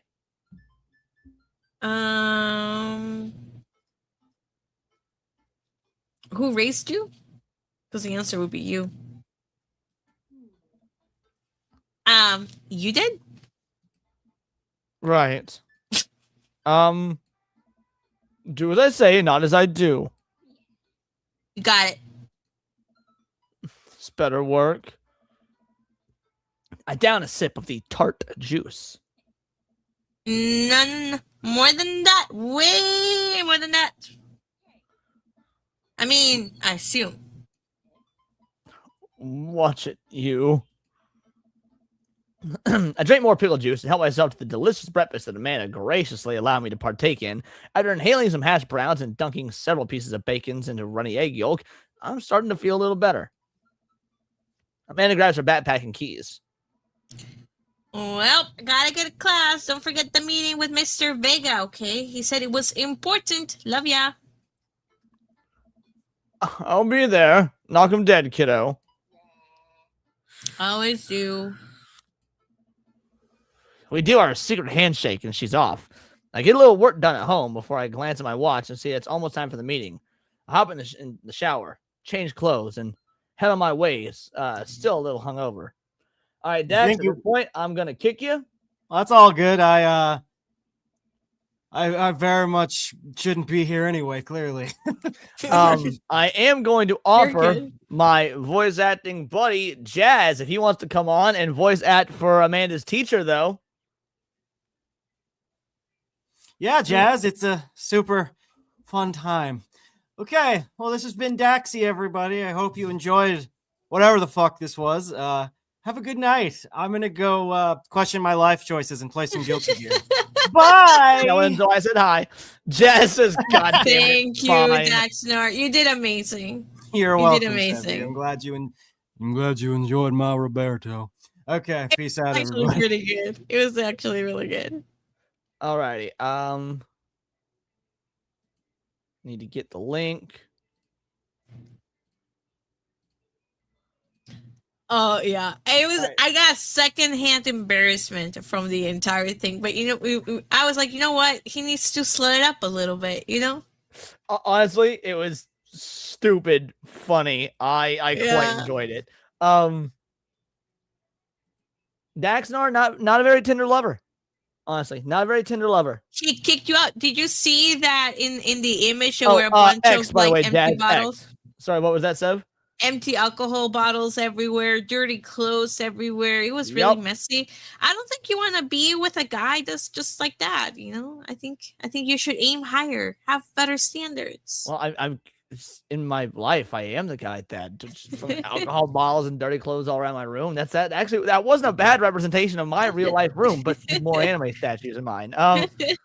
No breakfast, just rush you off. It's not right. Well, yeah, I mean, like he basically said, "There your clothes, get out, eat." You know what? I appreciate a man that knows what he wants.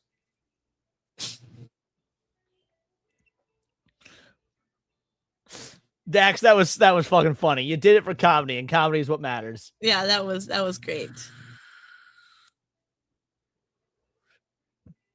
And then we'll bring on Jazz. I don't know if you've met Jazz. Jazz is awesome. I don't think I have.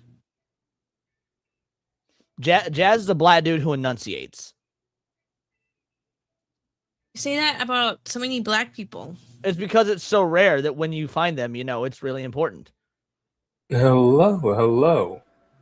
What up, Jazz? You got your vocal cords warmed up? Yeah, and a lovely introduction you gave for me. Thank you very much for that. Miss Sevi, a pleasure to finally meet you.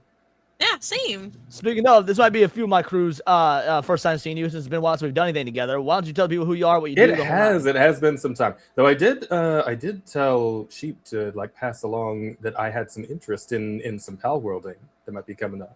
So. Nice. We'll be starting because I'm not playing the game until 1.0 drops, but that's this coming Friday. Yeah. So No, anytime absolutely. after that, the fuck yeah. Because I've never played it. It'll be my very first time playing Power World. Me and Seven gonna play it together. We have been doing some other folks. So by all means.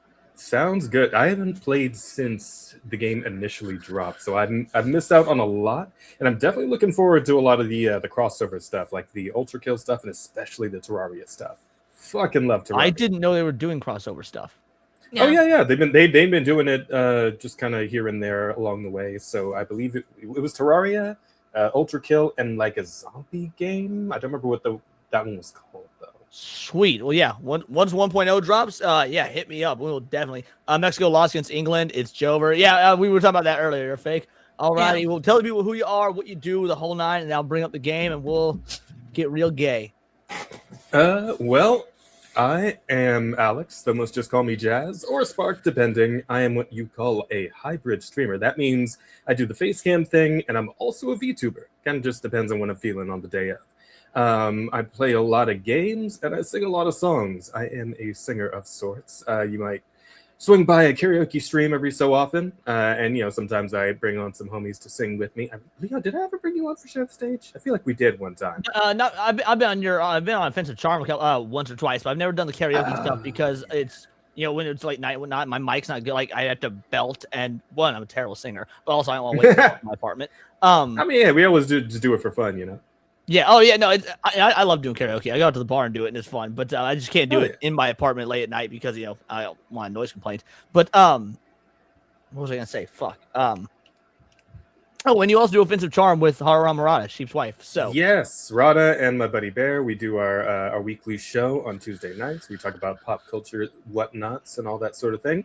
And we usually bring on some friends to come hang out too, like my good friend Leon here just said. He's been around once or twice. And, Akko and crew usually come around, Mizu, Temp, all those guys. Yeah, in fact, we're going to have Akko on again Not this week, but next week. So Yeah, don't you do guests every other week, or has that changed? yeah, no, yeah, it's just every other week is what we're doing currently. Because trying to get somebody every week. Ooh, that'd be rough. Yeah, no, that's why I stopped doing guests for most of my streams. It was just it was too stressful. I would just write like Cinny, Sevi as co-hosts and call it good. We'll bring someone on every now and again, but yeah, I most stopped doing guests for that same reason. Yeah, totally fair. Yeah, I respect it. Anyway, so you got on some Dream Daddy. That was that was a weird one because like when are you familiar with Dream Daddy? Because I wasn't until chat gifted it to me to fuck with me. I was like, oh well, we're playing it then. I've never played it myself, but I was aware of it since back when it first dropped because it was like quite a little thing on Twitter for a bit there. But yeah, no, like because I came in with the raid because I was hanging out on Temp's show on the dog cast. Yeah, it was just. We were talking about all video games and all that shit. And yeah, I was hanging out with them on their stream. And then I came in here with the raid. I'm like, oh, playing Dream Daddy. That's all right. Sure. Fuck it. Yep. And now I'm here in person on this stream too, man. I'm stream hopping tonight or some shit. I don't know. Yep. Sunday, when we do our Sunday shows, is a variety show. We start off with basically we'll just do anything that's not the culture war. And we're going to be ending our Sunday shows with more Dream Daddy until people get bored of it or we beat it, whichever it is. So that being said, let's keep going, crew, because this will probably be the last segment we do before we wrap for the night. Got it. I arrive at Amanda's school and check in at the front desk. They give me a bright orange visitor sticker and send me on my way. I'm barely awake, feeling pretty haggard, but hopefully nobody will notice. I check my watch, and I'm relieved to see that I am only 2 minutes late. It was room 103, 108. I spot a youth standing in the locker and approaching for help. Excuse me, do you know where Mr. Vega's classroom is? He turns around, looks up to me, down with heavy lined eyes. Come on, kid. I'm late for a meeting. Mr. Who? Mr. Vega. I don't know. Have you tried the exit? Okay, wise guy. You're going to help me or not? Fine. Up those stairs to the left. Can't miss him. Head up the stairs and walk around, unable to find Mr. Vega's class anywhere. After a couple minutes of searching, I head back downstairs. That punk youth sent me on a wild goose chase. I'm back to where that low-rent Gerard Way is standing. All right, that one did kind of make me laugh. Fully ready to give him a piece of my mind, when suddenly a head pops out of the classroom next to his locker. And, oh my god! It looks just like you, Jazz! I mean, a little more Indian, but yeah, sure. A little more what? I'd say a little more Indian than I. Well, okay, look, if this guy's Indian, I couldn't tell. I mean, he's fit, he's black, he's got good hair. This is you. Is your line? Yeah. Okay. Hang on. I'm trying to think here. Let's see. Lucien, don't you have a third period to get to?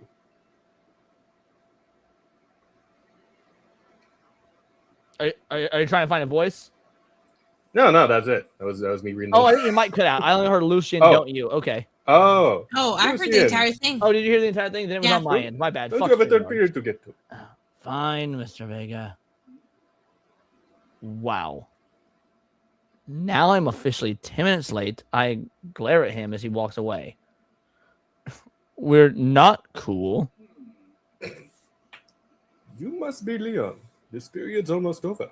Would you mind waiting in the back? That's not the only thing that's going to be in the back.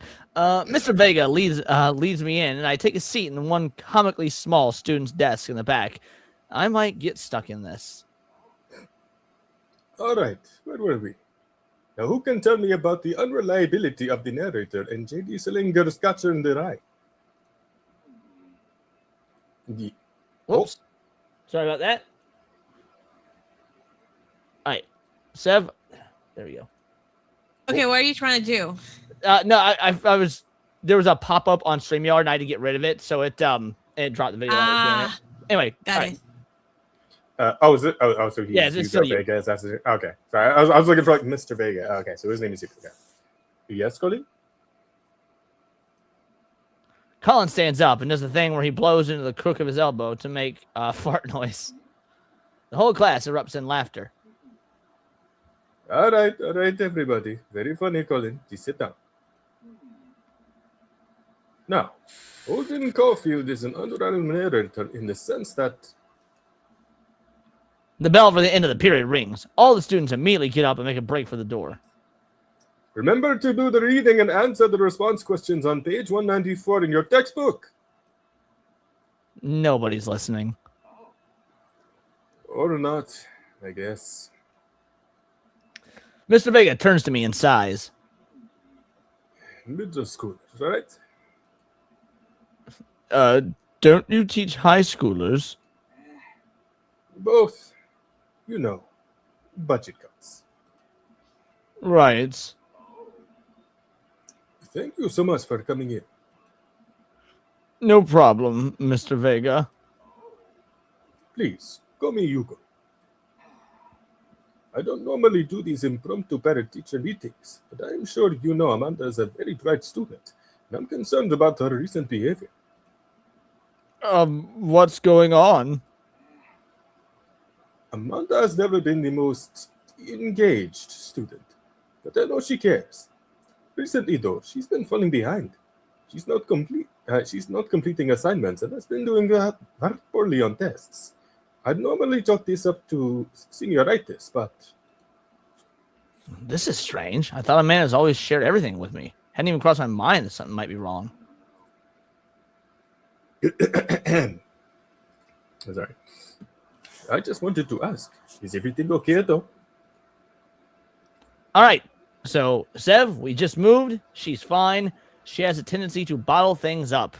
Hypnotic just raided. So, hey, thank you, Hypno, for the raid. Hey, shout out. Thank you, Hypno, for the raid. Good time to raid. You'll be seeing this last segment before we wrap up for the night as well, but things are going to get pretty gay. So, shout out, Hypno. Thank you so much for the raid, brother. I think Hypnotic himself. Nice to meet you. I'm Jack. probably say, I think like he would prefer you don't evade the question and don't make excuses for your kid. So I think you'll get hearts maybe say she has a tendency to bottle things up. All right. Bottle things up it is. Oh, hypnosis is a mistake. Yeah. Well, I haven't noticed anything different about her, but she always tends to put on a happy face no matter what. See if you can talk to her about it. I know she values you a great deal and would appreciate your guidance if she keeps heading down this road. I know how important art school is to her, and I would hate to see her miss out on scholarship money that she clearly deserves. I'll make sure to talk to Amanda. Thank you for letting me know, Hugo. Anytime. On my way out, I stopped, thinking for a moment. I turned to Hugo. Hugo. Yes. They ever catch that rye? Fuck this guy. Oh, god damn it. Get the hell out of my classroom. Oh my Leave god. now. Yes. I leave the classroom, make my way out of the school. I'm still a little bit in the in shock that Amanda was able to hide this so well from me. She's always been such a force of positivity in my life, especially after we lost her mother. Amanda must be done with class for the day by now. I'm sure she would appreciate a ride home. Maybe I can talk to her about what's going on. Oh no. Alrighty, we'll get a few last lines from Sev, and then we'll wrap it once they're home. I pull up to the carpool, and Amanda hops in the passenger seat. So, did you have fun gossiping about me? Mr. Vega and I actually just gossiped about our celebrity crushes. So you talked about Mario Batali the whole time? So she knows her dad's a homo. I guess so. Huh? I guess so. Actually, It was a very I actually had a productive question meeting. about that. Like, What was that, Jazz?